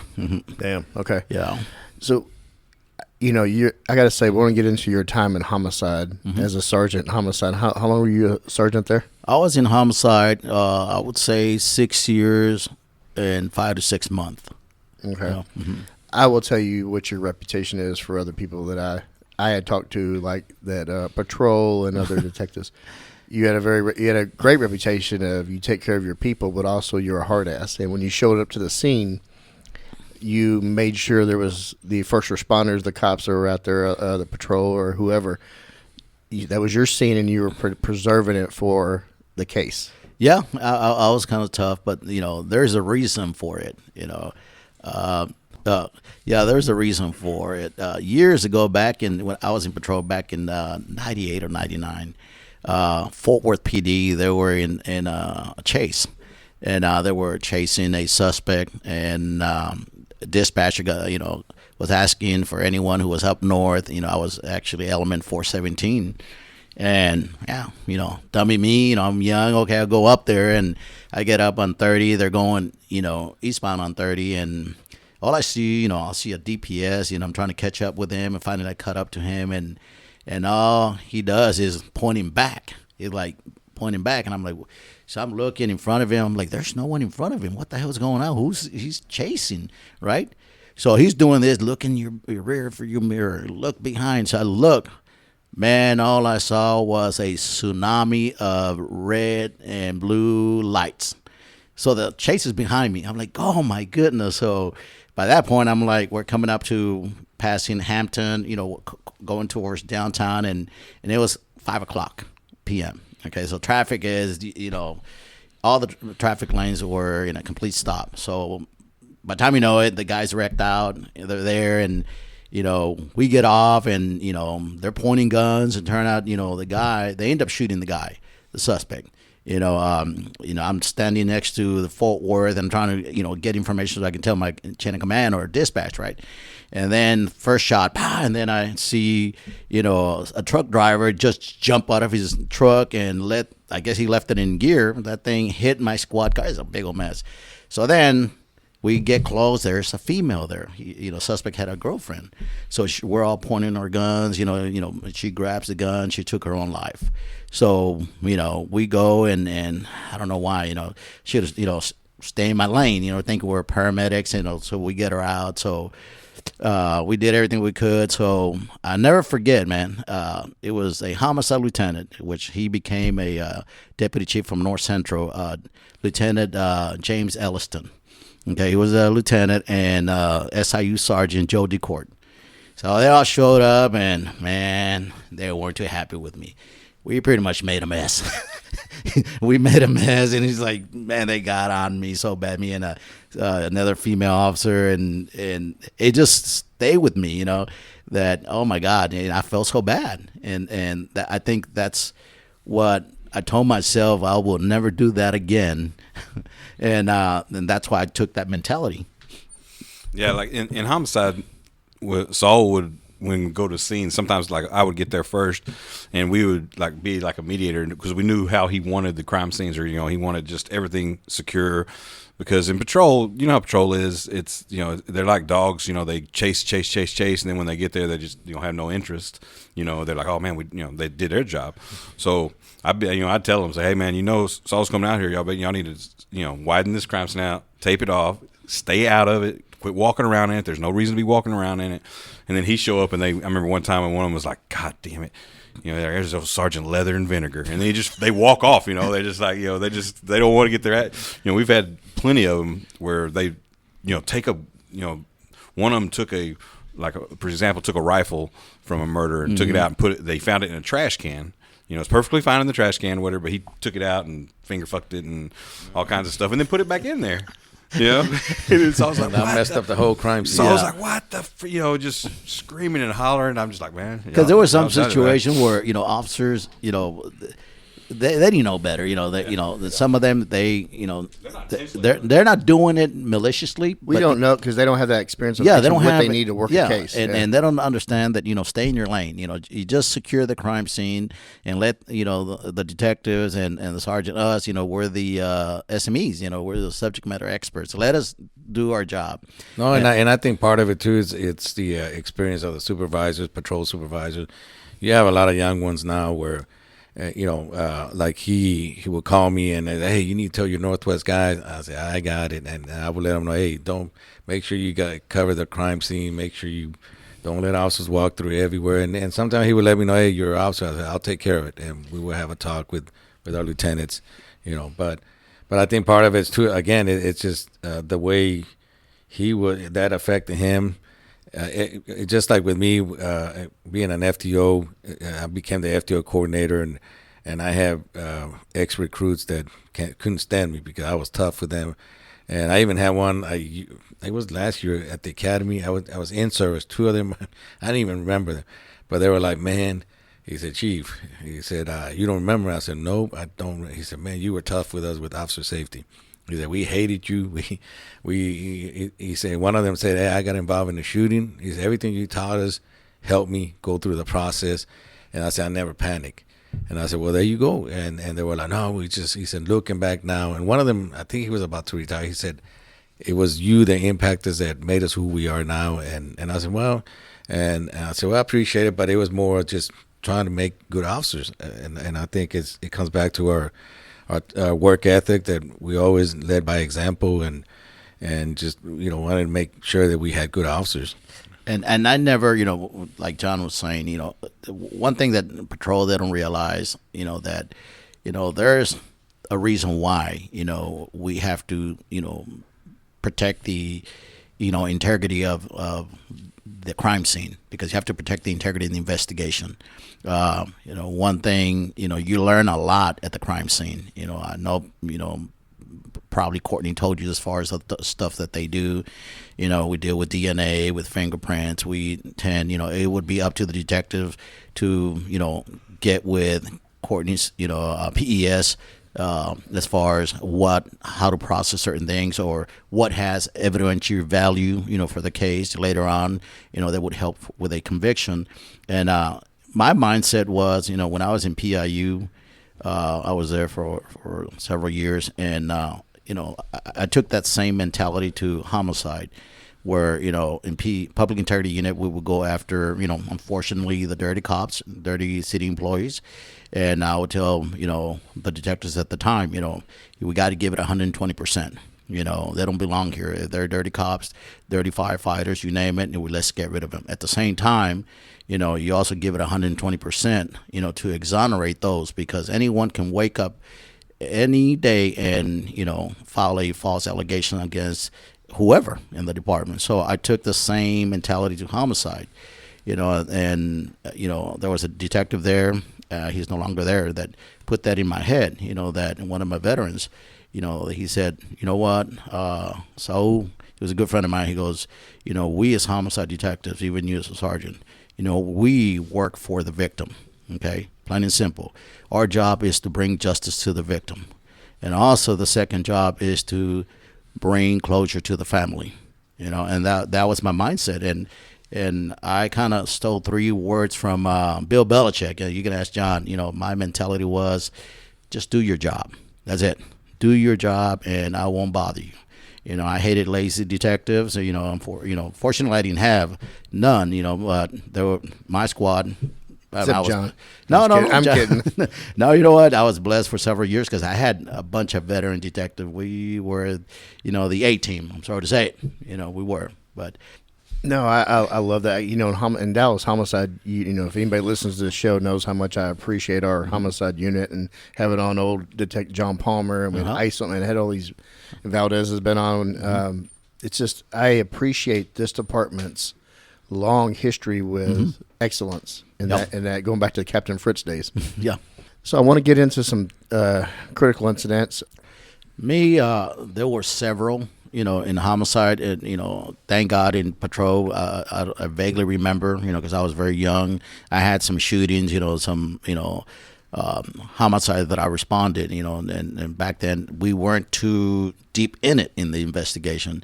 Once we would set up the crime scene, separate witnesses, that's it, and we'll let the homicide deal with it. I think, the one that really bothered me was, one of the investigations was the, I'm not going to say a lot, but, so the details of that investigation, but it was the Methodist Central Hospital.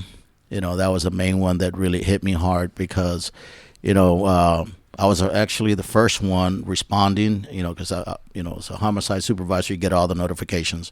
And, man, I'm heading to that, scene, and, I didn't, it was all new to me, that situation. And I'm thinking in my head, because being there for 6 years, I kind of was able to, you learn from different ones. And, there's always, you get something out of it. And that's how, because you're the one making the decision as a homicide supervisor, when you're dealing with the medical examiners, you're dealing with arson, you name it, and they're calling you at 3 o'clock in the morning or patrol, and you're, just thinking, okay, what am I going to do? Okay, basically, I had that before, this and that. So I'm going, and then I call Scott Sayers. He was in homicide for 17 years, and I even asked Scott, hey, have you ever worked a murder in a hospital? And he's like, hell no.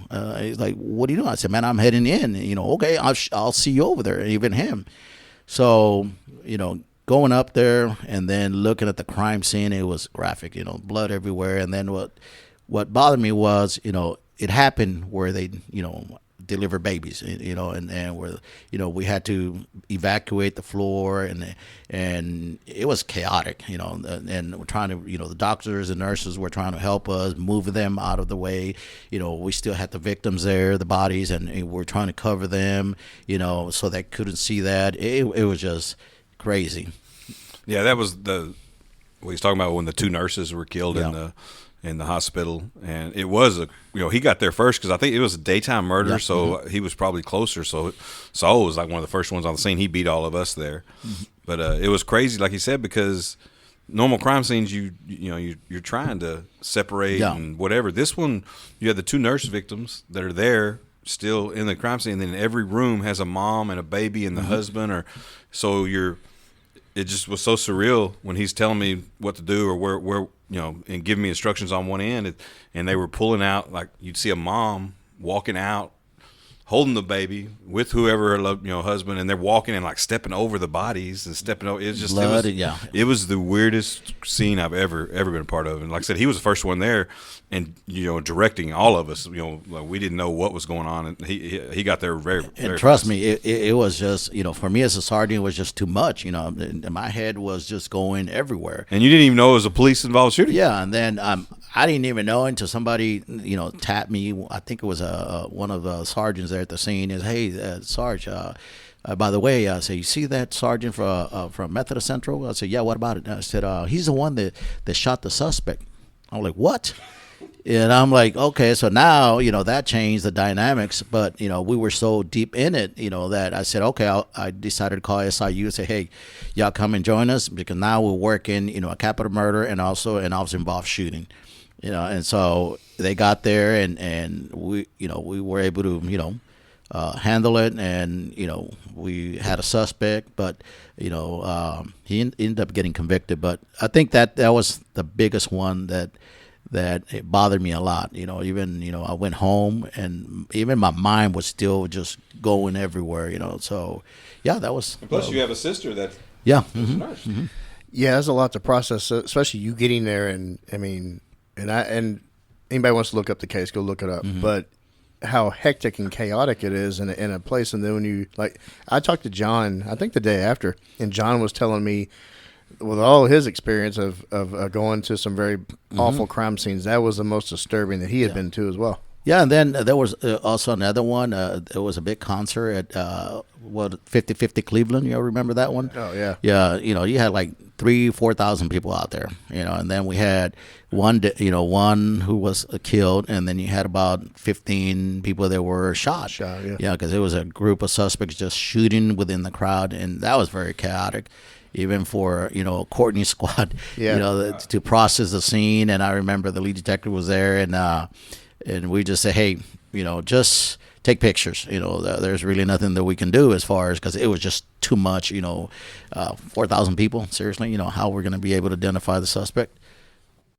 I want to tell you, there's nothing funny about a homicide, but a funny story about that scene. I don't know if he remembers or not, but so one of the most chaotic things you'll ever be a part of. But then at the same time, another murder comes out down in East Dallas, right? A stabbing, right? So we're all out there. We're handling this huge scene, and I know it is going to be high profile. Heck, the ambulances can't get in. It's just, like I said, it's an unbelievable scene with so many people. And then when that another murder came out, man, I was like, man, hey, I'm ready. Send me that one. I was ready to get out of there. So, so he sent Abel, and then I was like, hey, Sarge, Abel's going to need some help on that. I'm with him. And he's like, God, all right, fine, just go. He and took. I just kind of abandoned him, and there's nothing funny about it. But then after that, we get another murder. Then we get another murder. A person who was stabbed, and they burned the body somewhere in Oak Cliff, and so it was. That one. There's a lot of them. My 6 years that I got to, see and experience. One thing that Criddle talked about, and some other, is what's different from patrol and first responders is you're dealing with the family with the grief. You have to. That's a hard part too, because that we're all parents and and their brothers and sisters, and you're dealing with these people that just lost someone. Yeah, that was I hated the doing the next of kin, going with the detectives. That was. Because, later on I'll tell you, because that's what happened to me, with my brother Easy. But, delivering the bad news, you get very emotional, because, you have to tell, the family, but the family, they'll bring all their, the kids, because they deserve to know if it's their dad or their brother. And you're like, man, and then once you give them the bad news, man, it's just everyone's, they just, losing. They start crying, running everywhere. Some will fight you, and because they're mad, and yeah, it's just chaotic. It is. Yeah, I have a hard time. I have a really hard time seeing people grieve that I know, and it bothers me when I see people grieve that I don't even know. Mm-hmm. So that's something. That's one thing that the homicide unit has to deal with that a lot of people they don't consider. Yeah, I believe. And John can tell you because I can tell you a lot of different bad ones that. Especially we hated dealing. Even me as a supervisor dealing. We had one where a 1-year-old baby was killed in a drive-by. We had a young little girl who was killed. Mother killed a young girl, and then she committed suicide. And that one turned into a ops-involved shooting because they had to go in try to get. It was horrible, and she ended up killing her kid and herself, and he almost ended up killing the young girl's little brother, but he managed to get away, thank God, or else he would have been dead. So it's a lot to process, and I commend the detectives, that they are there, and John, they were there because, man, I don't know how we did it. I don't know how we were able to just block it, because now maybe I'll experience later on PTSD, because sometimes you just you got to have it. I'm sorry. It's got to be. It's not for everyone. I'll be honest with you. It's not the stuff that we see. That we smell. And it's just bad. Yeah, Courtney talked about in the crime scene's role of you have to pack it away and move on because the next call's waiting, and the next murder's waiting, and and a lot of people don't process it properly. No, and it could lead to over time, it decays your mind in your body, and it ruins relationships, and and some people do process it amazingly. Some people you have to be robotic. Yeah, you have to. And then I had a couple of detectives that it would bother them, especially the ones, dealing with, we had several that were, 11-year-old kids that were killed. And, one of my detectives there, he had a difficult time, especially the ones that he couldn't solve. It would bother him, and he would stay hours working. And sometimes I had to tell him, hey, man, stop. I'm giving you a direct order. You need to go home and rest. I don't need you to be walking like a zombie. You're not going to do me any good, nor the investigation. Go home. They take up 3 to 4 hours, 5 hours, go to sleep, and come back if you want to work. But you need a break, mentally, physically. And it's funny he says that. I remember one of the, this guy was like his squad like the Green Rippers. They were getting murders like crazy. And there was one in Northwest. 3 people got killed right there close to right there, Harry Hine. There was a 7-Eleven, and there was a club. And he called me, hey, man, we just had a murder. And I would find out first because it's my brother. He would give me a call. So I said, okay, I'm en route. And sure enough, they're working that one. And I said, well, dude, I've been watching the command emails. This is like your 14 or, murder they had then. And then they finally get another one. And then I looked at Lance Hunter and I said, Lance, I love my brother and his squad. I said, you need to call the other squad. I said, these guys are beat down. I said, make a decision, call them. I said, you don't work for me, but I said, you got to give me. He said, no, you're right. And then these guys were all mad because they wanted to go work the other, and he's like, no, you're done. Yeah, for that week, because we had that was going to be our last night, and for that week we ended up with 15 murders. In 1 week, that's including Mo 3, that case, and that was one of the high-profile ones, man. And thanks to my brother that convinced, Lance. But these guys were all mad at me. No, we got to finish it, Sergeant. We're mad at, they're mad at Lance. Say, hey, Lieutenant made a decision. We're done. It is like wrestling the keys away from a drunk driver sometimes. Yeah, you gotta, But me from the outside seeing it. These guys, they all look like zombies. They look like, to them, they were so focused working the cases. But, you're over here as the outside, and I'm like, dude, you guys been out more than 24 hours. And that's when I looked at Lance, and I'm like, dude, cut him out. I said, send them home. This is it for them. Get the other group and let them work and get these guys to rest. Because you still had 2 other nights. Yeah. Or no, that was the last. It was the last night. It was the last night, and We had like 6 hours left. I think when he pulled us off. And you end up getting the last one, right? Yeah, I got the last one. Yeah, the last one, and then I end up getting another phone call that we were going to get another one. It was a double that we would have got. Yeah, that would. The other squad had to get. Yeah, that'd have been 17. 17. Chief, you've got a lot of critical incidents in your time here. Whether you're working them or friends you've known that have lost their life doing this profession. Could you talk about some impactful incidents?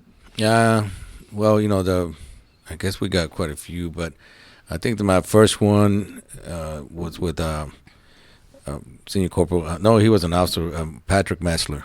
Okay. And he was a good friend of ours. Yep. And he was helping us with our brother. A year later, he ended up getting killed. He was in the gang unit. That was a tough one. But then I had another one. It was Mark Nix. He was one of our officers. I was a sergeant, and he actually he was next to my locker, and prior to getting killed, I remember I was messing with him because he would always put his nasty boots all muddy on top of my locker, and somehow it dripped inside. I was so mad, and I wanted to find out who the heck was next to me, and it turns out it was him. And man, I was on him, and I said, I'm gonna be watching you. And he's like, hey, I'm sorry, Sergeant. I'm like, no, he cleaned the stuff, but he was pretty cool. And then he ended up getting killed within West Dallas. And then actually that one, we were trying to get at the time there was an MDC. Remember the camera, the video was in the old camera. Somehow they wanted to get it out of there. They couldn't figure it out. And I remember talking to this communication guy. It was a sergeant, I can't remember, a Hispanic guy. And I remember he had told me, hey, I can take the video out, whatever. And I called him. I said, hey, man, can you do us a favor? Come over here to the crime scene and take the video. And actually he did. And that actually helped us because the whole media, everybody was calling Northwest open records, but we didn't have it. So he was already over there with Caper. So at the time it was Cato, he thanked me. He was like, man, thank you for doing that because, we didn't have to do all these open records like they were requesting. So it kind of helped us out. And horrible video. Yeah, it was because, like I said, he was a good guy, and man, it just everybody's seen it. But those things impact you. But I think also the one that kind of bothered me was Santander with Crystal, because Crystal, I was their lieutenant, and I got transferred probably like 2 months after that, or when it happened. And I remember we used to do the lieutenant command presence and stations, and I remember seeing like 3 days before that happened. I was talking to her and Santander, and she wanted to come to the gang unit, and the kid, he was a real quiet kid, but they work hard. And I remember when she it happened at the Home Depot. I mean, the whole crime scene. We ended up going up there. And I knew these kids, and it kind of felt bad for them. And then it was weird because I think 3 days later I went to the hospital, and Krista wanted to talk to me. And she probably doesn't remember, but I remember her with the bandage. She looked pretty bad, and as a father, you're like, man. And she said, LT, I want to come to the gang unit, and I'm like, hey, mija, don't worry about that right now. Just recover. You're gonna be fine. We'll take care of you on that. And she was devastated because she's like, hey, I'm not gonna come. And I said, no, you will. And then when I was there, she recuperated pretty good. And I think it was almost like 8 months later. I convinced Chief Hall. We went and talked and see if we could move it to the gang unit, even though she couldn't do what she was apparently light duty, but we always had it there, and it was something that my focus was, hey, we got to take care of her, see if we can bring her. And they made an exception, and they opened a permanent light duty spot there, and that made her happy.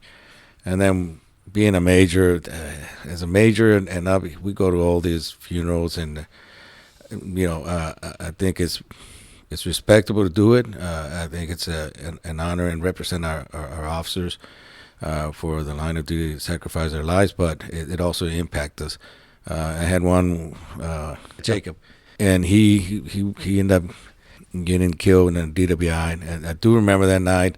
It was one of those weird where I wasn't feeling good, and I made a mistake of taking NyQuil, and I remember they were calling me. I thought I was in a dream, and I remember the sergeant, hey, he was involved in an accident. I'm like, okay, well, let me know what happened.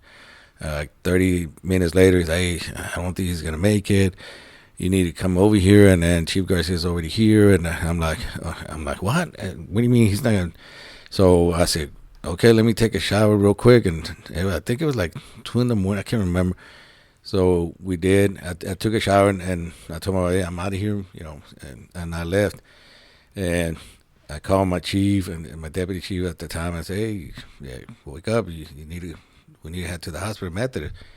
So when I get there, dude, I don't remember. I'm still numb. I'm still sleepy. I guess that NyQuil was affecting me a little bit. So I get there, and the chief was like, hey, you all right? I said, no, chief. I said, I took some NyQuil, and he's like, man, there's a coffee machine. Go get you some coffee. So we started drinking coffee, and that at the time, that's when I didn't know that he had a twin brother. And that's when they said his twin brother showed up, and I went and talked to all the officers are showing up, and they're telling me what just happened, and we're trying to figure things out, and then the family showed up, and we were talking to them, and they wanted to go. You know how it is, these young officers, they're all friends, they want to go see him and stuff, and we're like, no, they're keeping us updated. Finally, the doctor came in and said, look, man, we're trying our best, but I don't think it's there's a bleeding that we can't stop. And so he said, but we're trying real hard. And then eventually, they came back and said, hey, I need you to go with the family.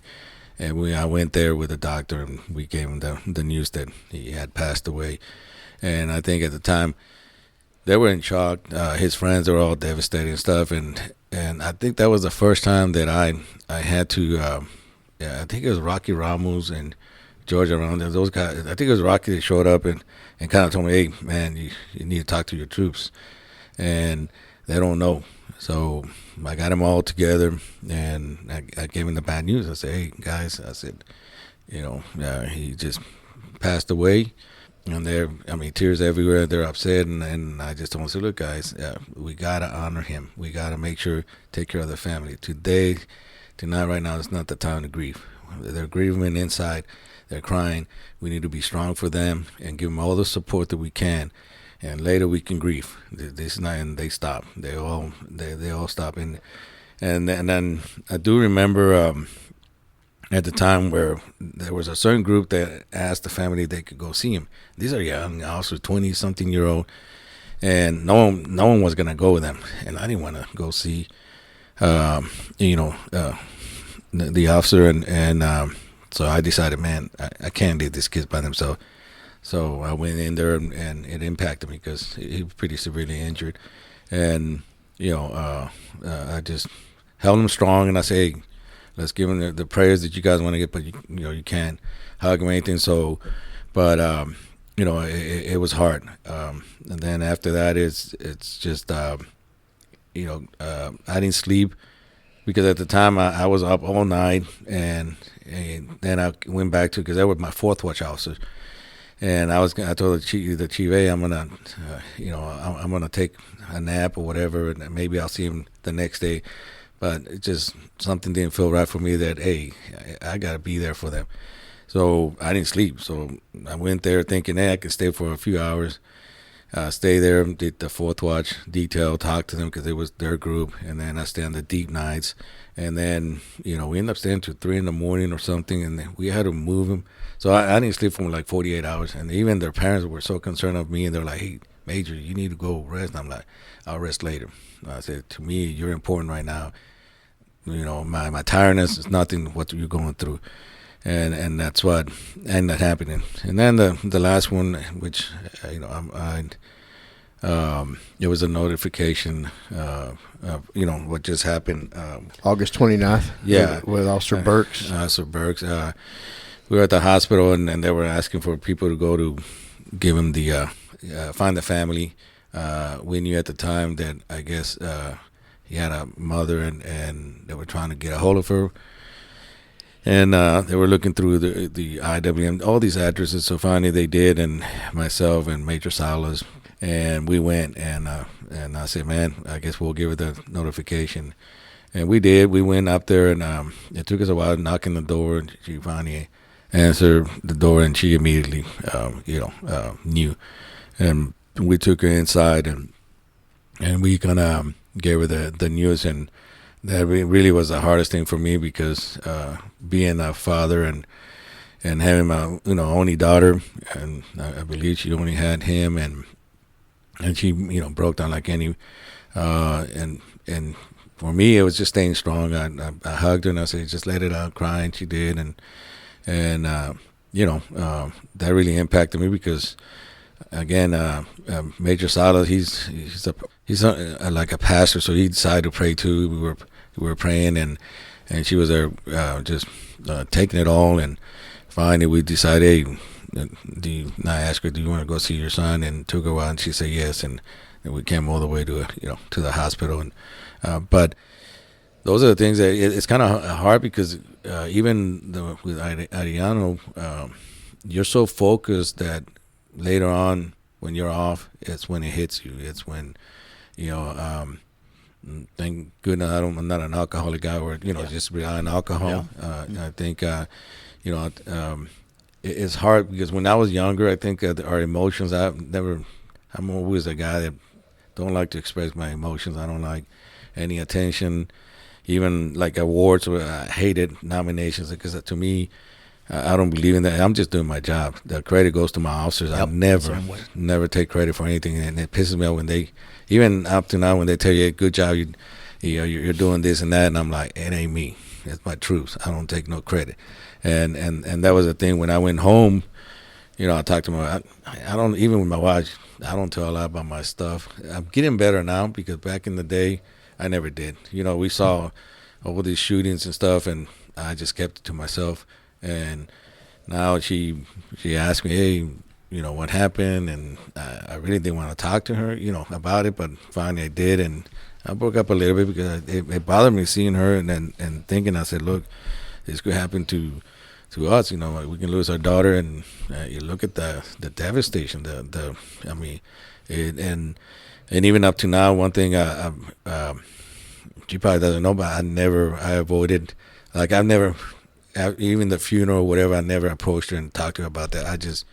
It was one of those deals that I did it, I'm out, and it just, I don't want to remind her, hey, it was me that told you. No, I see it like it was the worst thing I had to do, that I don't want to remind her again about that at all. Yeah. You did your duty, and that was your role, and you do have to do certain things for self-preservation too. Yeah. You really do. I want to give you kudos real quick on when Jacob's death, that you got the wellness unit to reach out and with those young officers. So yeah, because they needed it. I knew they, especially these young officers, they were. I mean, they was a close group, and they were devastated. And the one thing about his brother, he's now in Northwest now. I remember I told him, I said, look, man, I know, as a twin, we're close, and I said, you losing your twin is it's gonna be the hardest thing for you, but I immediately told him, I said, but dude, I said, one thing that I hate the most, I said, remember this, always remember the good times. Yeah. I said, don't remember what happened, don't remember the tragedy. I said, that shit, you can't change it. Excuse me for cussing a little bit. I said, you can't change that. I said, but what you can change is remember all the positive things that you did as brothers, because work is work. To me, DPD has been my life, but also one thing I've learned after experiencing my parents dying young, my brothers, I see things different. I don't let anything bother me. When I go home, I go home. I don't think about DPD like 24 hours.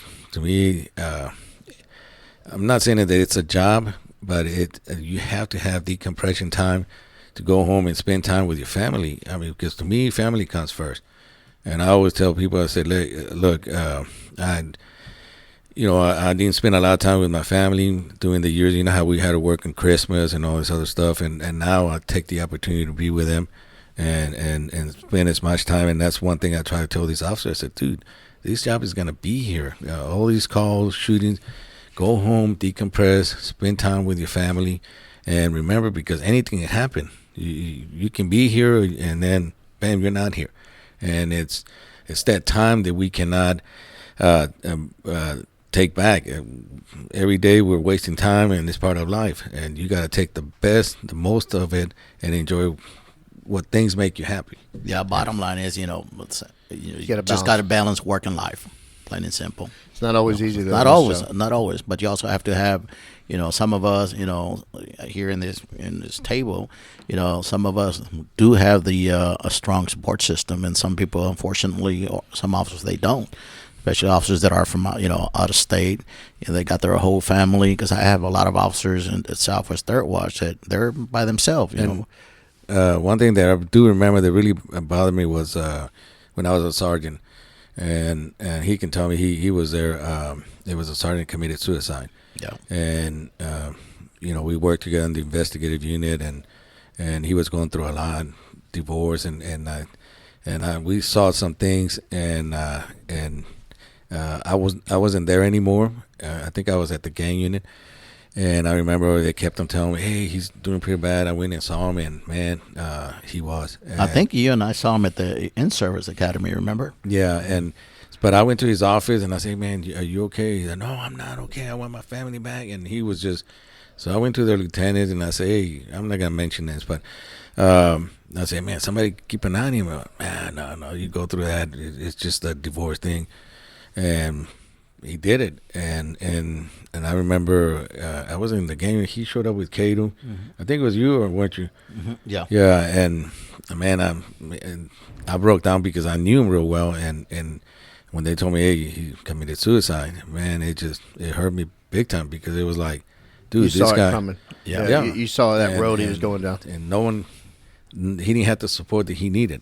Because if I would have been there, I would have grabbed by the neck and said, "Fool, if I have to stay in your house or handcuff you, whatever, I would have done it. I know myself." But unfortunately, he had a lot and he couldn't take it anymore. And there was a lot of signs that were there that were ignored, in my opinion. And I think now having this wellness, it's good, but I have my opinion on that too. But I know that officers do need the support, because I feel now I'm more receptive in listening, because back then it was not so much the machismo, or it was like we were hardcore police. It's a different era. Yeah, because remember back then, tough it up, shake it off, move on. Well, you would get out from work, and then you would stay 30 minutes later, to decompress with your guys, because you just saw, hey, what the heck did we see, that shooting, or or sometimes I would stay in the car for like 10 minutes with no radio or nothing before I went home, because I didn't want to go home and bring all the emotions or everything that we saw. So when I went home, I didn't talk about anything. My wife, my daughter was my focus, but in the back of my mind, I'm like, shit, I saw the worst thing ever, Yeah. That's one of the things that we've realized with therapy in general is all you do is go and talk to somebody, right? There's a little bit of magic in some of the treatments they use, but for the most part, just talking. Exactly. You mentioned the 30 minutes at the end of the shift. Mm-hmm. We would just sit around and talk with each other. Yeah, that's therapy. Like, you don't realize it, but it's very therapeutic. Coming in here and talking about things, people get emotional because it's them processing all those emotions that they never processed before. Yeah, and I'm the same way. I don't like to talk to my wife about work a whole lot. Yeah. So I keep all that away from her. And if I didn't have the guys that I was working with to bounce that off of, it just sits there, and it never gets processed. And it's kind of weird how your brain works. You have to actually talk about it and visualize it and go through it and get it to go where it's supposed to go. And if you don't, it's like dirty laundry in your closet. It's just sitting there. Yeah, because my doctor, I remember, this good friend of mine, he retired already, but he was like, he used to tell me, hey, your brain is like an onion of layers. It'll crack, and it's true. Some things that you kept in there 20 years ago, like, for example, I had this call where this baby got ran over, and it's weird because when I go to, it looked like a piece of brisket, raw brisket when they got run over. So when I go to the store, I don't like seeing those big bags of brisket. Yep. It's just the first thing is, and my wife's like, I say, you go grab it or whatever, but I don't like seeing it. So and later on, it impacts you because you're like, and she's like, what? And I never told her, and when I told her that, she was like, how come you never talk about it? I said, because I don't want to think about it. Yeah. No, it's because you don't want to imprint that trauma on your family. Yeah. Right. We're trying to protect our family so much, exactly.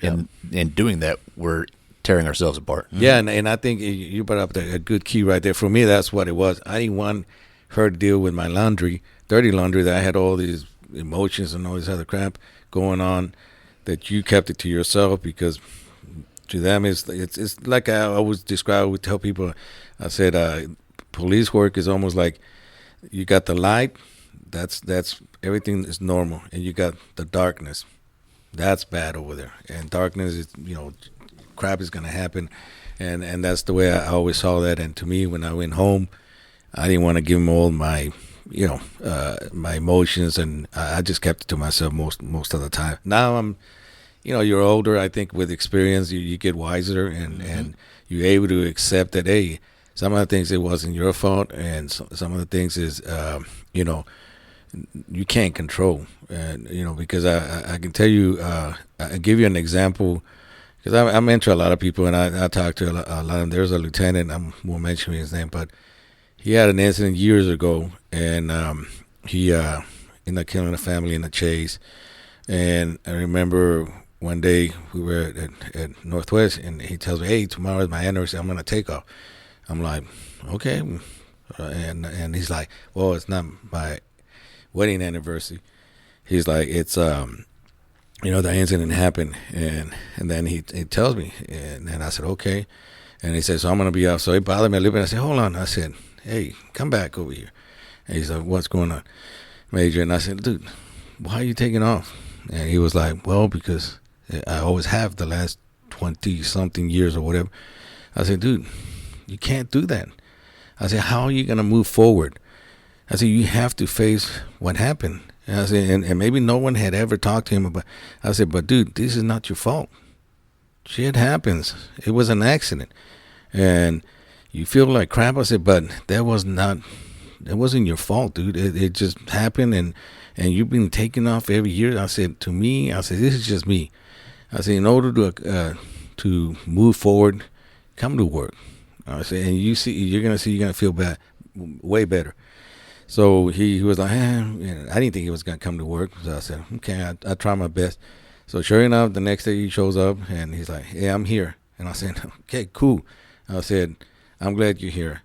And then he'd finish his shift or whatever, and then the following day he came to my office, and he's like, hey, Major, I just want to thank you. He said, it really changed everything, the way I see things now. He said, now I'm able to move forward because I put it behind. And I said, yeah. I said, dude, that right there, I said, you got to remember this. Things happen for a reason. And I said, and some of the, it's going to impact you, but it wasn't your fault. It's we all go through something where, it's going to impact us. But when you look at yourself, what did I do wrong? You blame yourself on everything, but it wasn't actually your fault. Well, remember, you guys said the higher up you promote, the less interaction you have with everybody, right? Mm-hmm. Yeah. So you guys are fortunate you have each other. I'm sure you guys talk shop. Oh, yeah, we do. And I'm sure you also have times where you're like, hey, we're not talking about work right now. Yeah. Oh, yeah. But a lot of the commanders on our department, they get called only when something bad happens, right? Mm-hmm. And they don't have anybody to really talk to except for each other at that point, because chiefs don't really talk to POs. Chiefs don't really talk to senior corporals, right? Lieutenants don't talk to much other than sergeants. Yeah. Mm-hmm. Remember that. Oh, all commanders need to think about that one and find somebody to talk to. Yep. No, and you're right, because I think, and I don't know if it is where you think you're looking at yourself, it's you're weak or whatever, but you're not. We're humans, and I think each person's gonna deal with things different. For example, I'm gonna be stronger than somebody else, and that's not cool about it or whatever. It's just I'm able to control my emotions because the way we were raised and the things that we saw. I mean, we saw traumatic things even when we were kids. You know, so and one thing that I don't know how it created my mind. When I came to work, I never allowed myself to just show all my emotions, and I think some of it kind of helped me, because I do remember this story. And I was a young officer. I think I was in CBD, and I stopped this guy on a traffic stop, running a red light. And for some reason, I asked the passenger to, hey, he didn't have his seatbelt. So I said, hey, man, I'm all right, trying to find activity. And the guy hesitantly kind of gave me his driver license. I ran it, and I see him looking at me. So now I'm by myself. It was over there in the industrial. And I'm running the name, came out wanted for murder. And I'm like, oh, crap, you know. So, and dispatch, you remember that little computer popping everywhere? Yeah. And he's like, hey, do you need cover? I'm like, yeah, I guess, you know. So finally, the coverage showed up. And during that time, I kept on seeing the guy. They were talking, and I'm by myself, so I already had my gun out. And I'm thinking, well, you know, I don't want to make a move or a run over there, you know, like trying to say, let me see your hands. And so finally, coverage showed up. We arrested the guy, and he was a big Hispanic, you know, big guy, thick legs. And so we searched him, no big deal. So we go to Lou Sterrett, and as I'm getting there, I asked the guy, I said, hey, I always ask him, I said, do you have any drugs, guns, knives, whatever? And the guy's like, yeah. And I'm like, okay, what do you have? And he's like, a gun. I'm like, a gun? So I tell him to stop, pull him out. I mean, we searched, but so when I said, where's your freaking gun? And he starts telling me, well, it's in my nuts. So, of course, I didn't care at that point. I didn't freaking wear a glove. I just stuck my hand in there, ripped that damn thing out of there. It was the gun. He had a gun. And then he started smiling at me. He said, you know what, son? I'm going to tell you something. He said, I already killed 3 people. He said, I'm going to be gone for life. That gun, we found out he had killed 2, and then he was from Mexico. He had already killed like 2 other ones over there in Mexico. He said, one thing I'm going to tell you, he said, the only reason I was telling my buddy that I wanted to kill you. He said, but you reminded me about your, you know, one of my nephews or son or whatever, I can't remember. He said, but one thing that really impressed me was that you treated me like a human. He said, if you would have come with a nasty attitude, MF me or whatever, he said, there would have been a gun battle. I would have tried to kill you. And I said, well, and I told him too, I said, well, I don't think I would have killed you. He said, well, yeah, but it would have been a battle. And I said, well, you know what? I appreciate it. Thank you. And he did. I mean, I was, when we took the gun, sure enough, he came back for the other 2. But that right there really had an impact for me, because I always felt like if you treat people like shit, they're going to treat you like shit. It just, and it goes back to even as a commander, as a deputy chief with your troops. If you treat them like crap, they're going to treat you like crap too, or they're not going to respect you. And like I told you earlier, they're only going to respect the rank because they have to, but they're not going to respect you as a person. And to me, I don't care. It's not about being liked, because I really don't care. I just like to be fair, and I like to treat my troops in a way that I want to be treated. And sometimes I don't like when I'm stern. One thing I've learned is that if you go up, you don't have, like you said, you don't have a lot of contact with the lower officers. My contact is more when you have to talk to them about some violation or discipline. Whatever. Discipline. And sometimes you leave a bad mark on those officers. But I always tell them, I said, look, you made a mistake. We're going to deal with it right now, and let's move on. Don't freaking disappoint me. Don't do it again.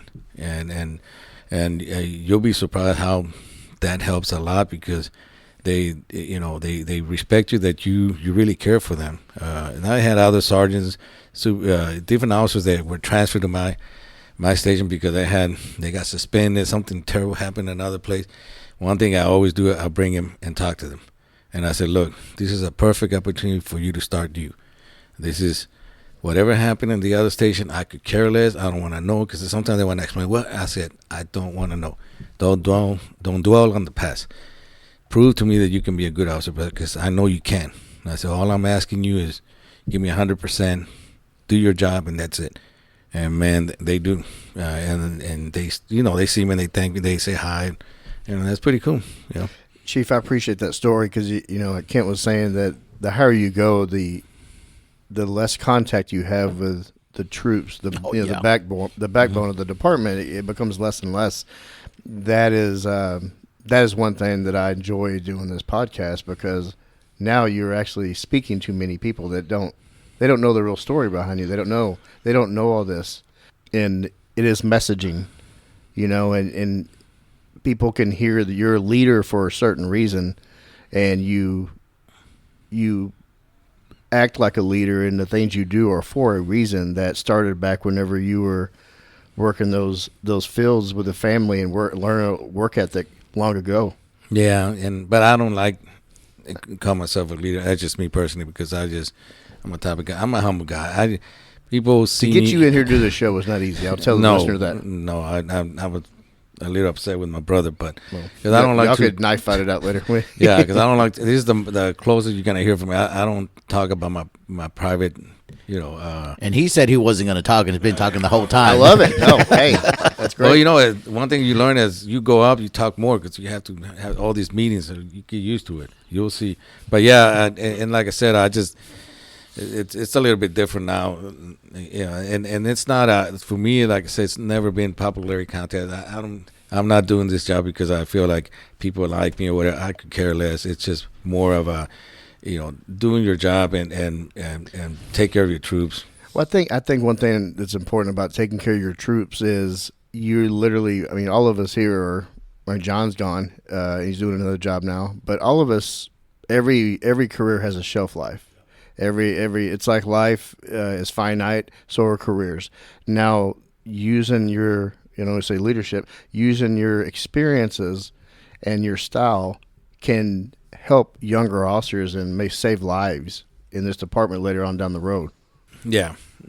I've never met a good leader who thinks very highly of themselves either. So it doesn't really matter what you think of yourself or how you see yourself. Everybody else sees it, right? And so while you see, I'm just Sam. Mm-hmm. Everybody else sees you as Chief Sarmiento at this point, right? Yeah. And that's the collection of the whole versus what you see as yourself. So there's a million different versions of you, and a lot of people really look up to you on that. So thank you for being a good, solid leader on that. No, I appreciate it, and that was never my intention, to be honest. But I do love this job, and I do. You get to meet a lot of great people, even like you guys, and everywhere.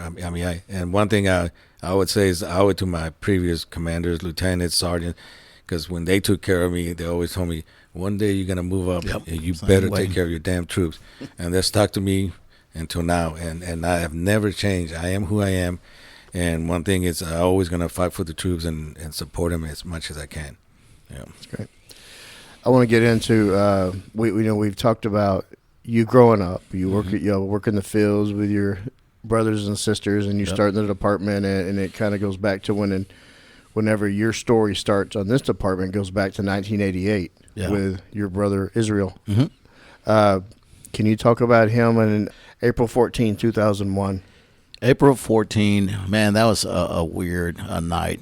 A lot of people that don't know that I was also involved in a major accident. I was on duty, and I was with, at the time, her name was Detective Brandy Kramer. She was Brandy Coffee.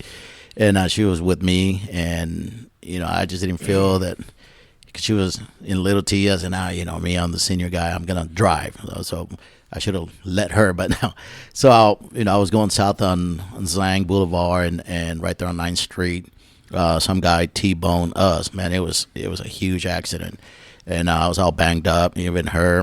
And that night, they treated me, released me. I'm at home, all banged up. My brother-in-law was there, and then we were gonna do something. It was getting close to, I guess, Easter Sunday, I think. And all of a sudden, my wife hears a doorbell ring, and man, I had I guess it was a concussion because the airbag hit me so bad.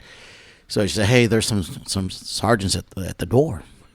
I'm like, okay. So I get up and I see the sergeants. Terry Stova. Danny Williams was the sergeant back then. So I open the door and I'm like, I'm looking at them. I'm like, okay, Sergeant, am I in trouble? What happened? So I could see their faces. I'm like, what's going on? And I'm like, they didn't know how to say it until finally they just flat out said it. That, Easy had passed away in a motorcycle accident. And I'm like, devastated. Well, and I'll tell my side because he had no idea. He doesn't even remember because he had a concussion. Yeah. So what happened with me was that freaking night was a weird night. I think one of the sergeants a day before had shot this guy 7 times, survived. And I think it was with Al Chacon at the time. And he was Mr. DWI expert. He loved all that crap. And I didn't. For some reason, I don't know what happened, but he made a mistake on something, which was very odd. I mean, that's not him. So we're like, what happened? Well, they go to Lou Sterrett. So we go to Lou Sterrett.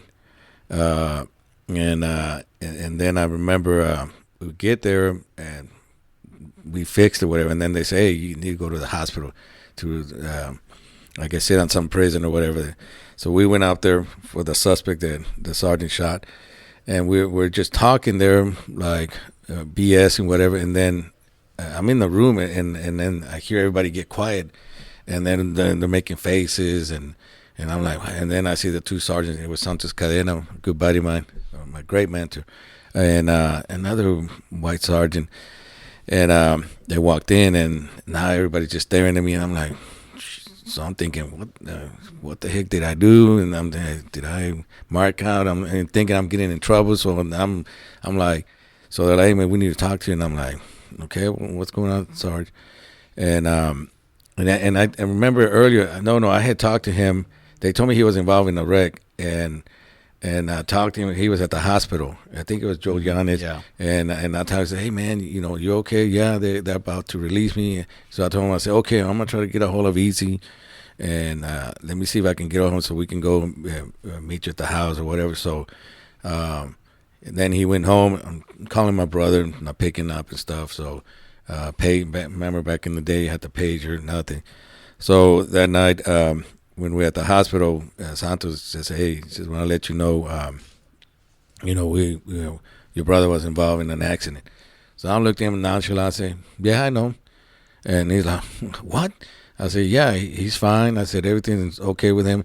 So then Santos gets mad. He said, son of a freaking, I hate when they give us wrong, information. And the other sergeant's upset too. He's like, man, this is bullshit. They're going at it. And then Santos, for something, he clicked him. He said, oh, hold on a second. Which brother are you talking about? I said, well, which brother are you talking about? He said, well, I said, are you talking about Saul? And he's like, I said, because he's over there in Southwest. He said, no. So I said, okay, so you're talking about Easy? And that's when he said, yeah. So, and they didn't know how to say it, and I said, Sarge. So I said, what happened? In my mind, I'm just thinking, I said, did he fucking break a leg or something? And he's like, I said, what? Just tell me what happened. And he flat out just said, and he said, he's dead. I'm like, come again? And then that's when he said, your brother's dead. So I'm like, here I am trying to process things. Now I get mad and must have kicked something. So I'm like, what do you mean he's dead? So I'm pissed, and they're trying to calm me down. And I said, well, screw it, where is he? And he was up there, I guess in the tollway. So they didn't want to let me go to the crime scene, and I wanted to go. So they said, no, you're not going to go. Then that's when I talked to him. Yeah, then me, after, when they told me I had to go, because we had my sisters were still in Grand Prairie living. So I had to go in person and go, first I had to call my sisters back home from South Texas. I had to make the notification with them. And that was one of the hardest things that I had to do in my life, calling my sisters. And I had to tell them, hey, y'all get together. And they're like, what's going on? I said, well, I got some bad news. And, there are what's happening there. They want answers. And, it's like us when we were in homicide, I hate giving, next of kin notification over the phone. And I had to do it with my own family, and when it hits you, home, it's a different, perspective and a different dynamics. And once I told my sisters, man, the same thing, like we would hear people would, pass away, faint and drop the phone, and then they hang up, and then they call me, and, all my sisters are losing it. And I was very emotional. And then I had to go tell two sisters that were in Grand Prairie in person. And the other one I had to, she was sick, so I had to tell, her husband, hey, can you go tell her, I know, she's very sick, you give her the bad news. And it was a huge impact in my life. Yeah, because and for me it was I guess after doing the funeral, they were all devastated, and for some reason I was the one that got picked to be the guy responsible for everything. And I remember because my brother was one of the original NLEO vice president, and he mentored a lot of guys like George Aranda, Rene Tito, and who else? Rock. A lot of people that he mentored, especially the older guys, and they they all knew him. So during that time, I mean, we did all the from Dallas, we did the funeral here. We went to South Texas, but I didn't have time to grieve at all because they were always asking for certain things. So I think it took me like 3 months later, 4 months, when they really hit me, because I was by myself and stuff again, and that's when it hit us real hard, because at the time we had to take care of our sister. We were a big family, and we still had our dad. He was devastated too. So you don't have time to grieve. You're just trying to be strong, making sure that they're taken care of. And then he still had the 2 daughters, and so that was another impact that we had dealing with as far as with emotions. And then that's when it was kind of crazy, because after that 9 a.m. happened, and then Patrick was very supportive. Messler was helping us out, and we went to my brother's apartment. He's taking care of all of us. And that happened to him the following year. Man, it was like, you talk about roller coaster of emotion for us. It was not, it was a lot. It was a lot for us to take, because even as far as with me that night, throughout my career, and even to this day, I always question it, and it bothered me for a long time, because remember, I wrecked out first. I was involved in a major car accident, and I always, the man upstairs, I would always battle with that, saying, okay, why me? I could have died that same night, or is it could have been here, vice versa. Emotionally, mentally, that bothered me for years, and why me, and that put a lot of pressure on me, to what I'm doing now as a police officer, and say, man, what, God gave me a second chance. I have to, my brother's no longer here easy, and I'm going to do, a positive things, I'm going to, be like him, and I try to emulate to be like Easy, because he was well known throughout the department, because my brother had a good heart. He, would help anyone who was having any type of financial problems, people that, unfortunately they were going through divorces. He would open his house. He would help you. Hey, man, he was an extra job coordinator. He's like, hey, man, work on my extra jobs. I don't care. I'll catch up. He always, and I think he made a lot of difference, that, the command staff. And back then, I'll give it to, the command staff, that they end up, giving him, a full funeral. They honor him back home.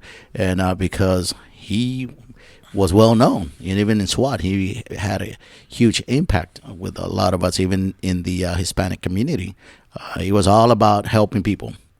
No, and one thing that I even told him a few years later, I said, look, man, for me, you should stop, being guilty and stuff, because I could have lost both of them that night. And, they both would have been dead, and I would have been here by myself. So to me, I always take it as easy, kind of say, hey, take me, don't take the twin, because it would have been devastation for both of us. So that's the way I see it, because that night, when both of them were involved in the wreck, I'm like, shit, I could have easily lost them both, So, but and then like he said, every promotion that I've done, it's half, it's almost like a certain percentage for my brother. I would say, I'm going to represent him well. I'm going to, make sure that we can, by the time we retire, that we made him proud. Yep. And that's all we ask. I'm the same way. Yep. Guys, you have walked us through some decades of service to the city of Dallas, and I said earlier that we all are, everything's finite, life and careers, and y'all still have more to give this city. But whenever you you do take off that badge, you take off that uniform with our iconic patch, what would you like to be known for all the people that you've mentored and you've led? What would you want to be remembered as, Chief? I would say that I did my best, that I was a hardworking officer at every rank, that I was fair, that I treated you as a person the way I wanted to be treated, and never looked at as far as that I wanted favoritism, like being the popular guy. That's not me. I sacrificed all this time for the city of Dallas and the community and for the officers, and that we represented the Sarmiento last name to the best of our abilities. And as for me, I just, when I take off this badge, I want to be known as one, that I was a great partner, that I had your back, I had your six, okay? And also as a supervisor, you can ask John, I always, would give him, again, I would say, do your job, and give him the freedom because I respected them, I trusted them. And also as far as, that, this young kid from a small town, border town, Progresso, Texas, back in high school, I knew that I was going to be a Dallas police officer, and we're in 2025. Okay, 29 years later, I'm a lieutenant, so that's what I want to leave at. Hey brother, hey sister, I'll never give up on you. Hey Mrs., hey mister, I'll see this all the way through. No matter how far the sun and the moon, I'll never give up on you. Down when you're lonely, I'll pull you up. Life leaves you heavy when the going gets tough. I'll be your shoulder, together we'll run up from the bottom, yeah, we'll rise above. Hey brother, hey sister, I'll never give up on you. Hey Mrs., hey mister, I'll see this all the way through.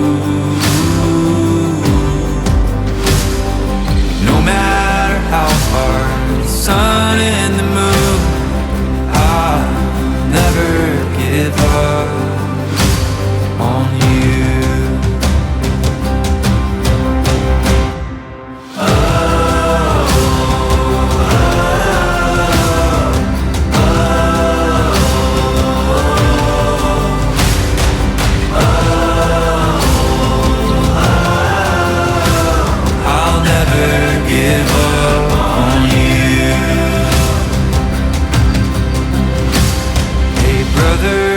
Sister, I'll never give up on you. Hey Mrs., hey mister, I'll see this all the way through. No matter how far, for the gold and the blue, I'll never give up on you.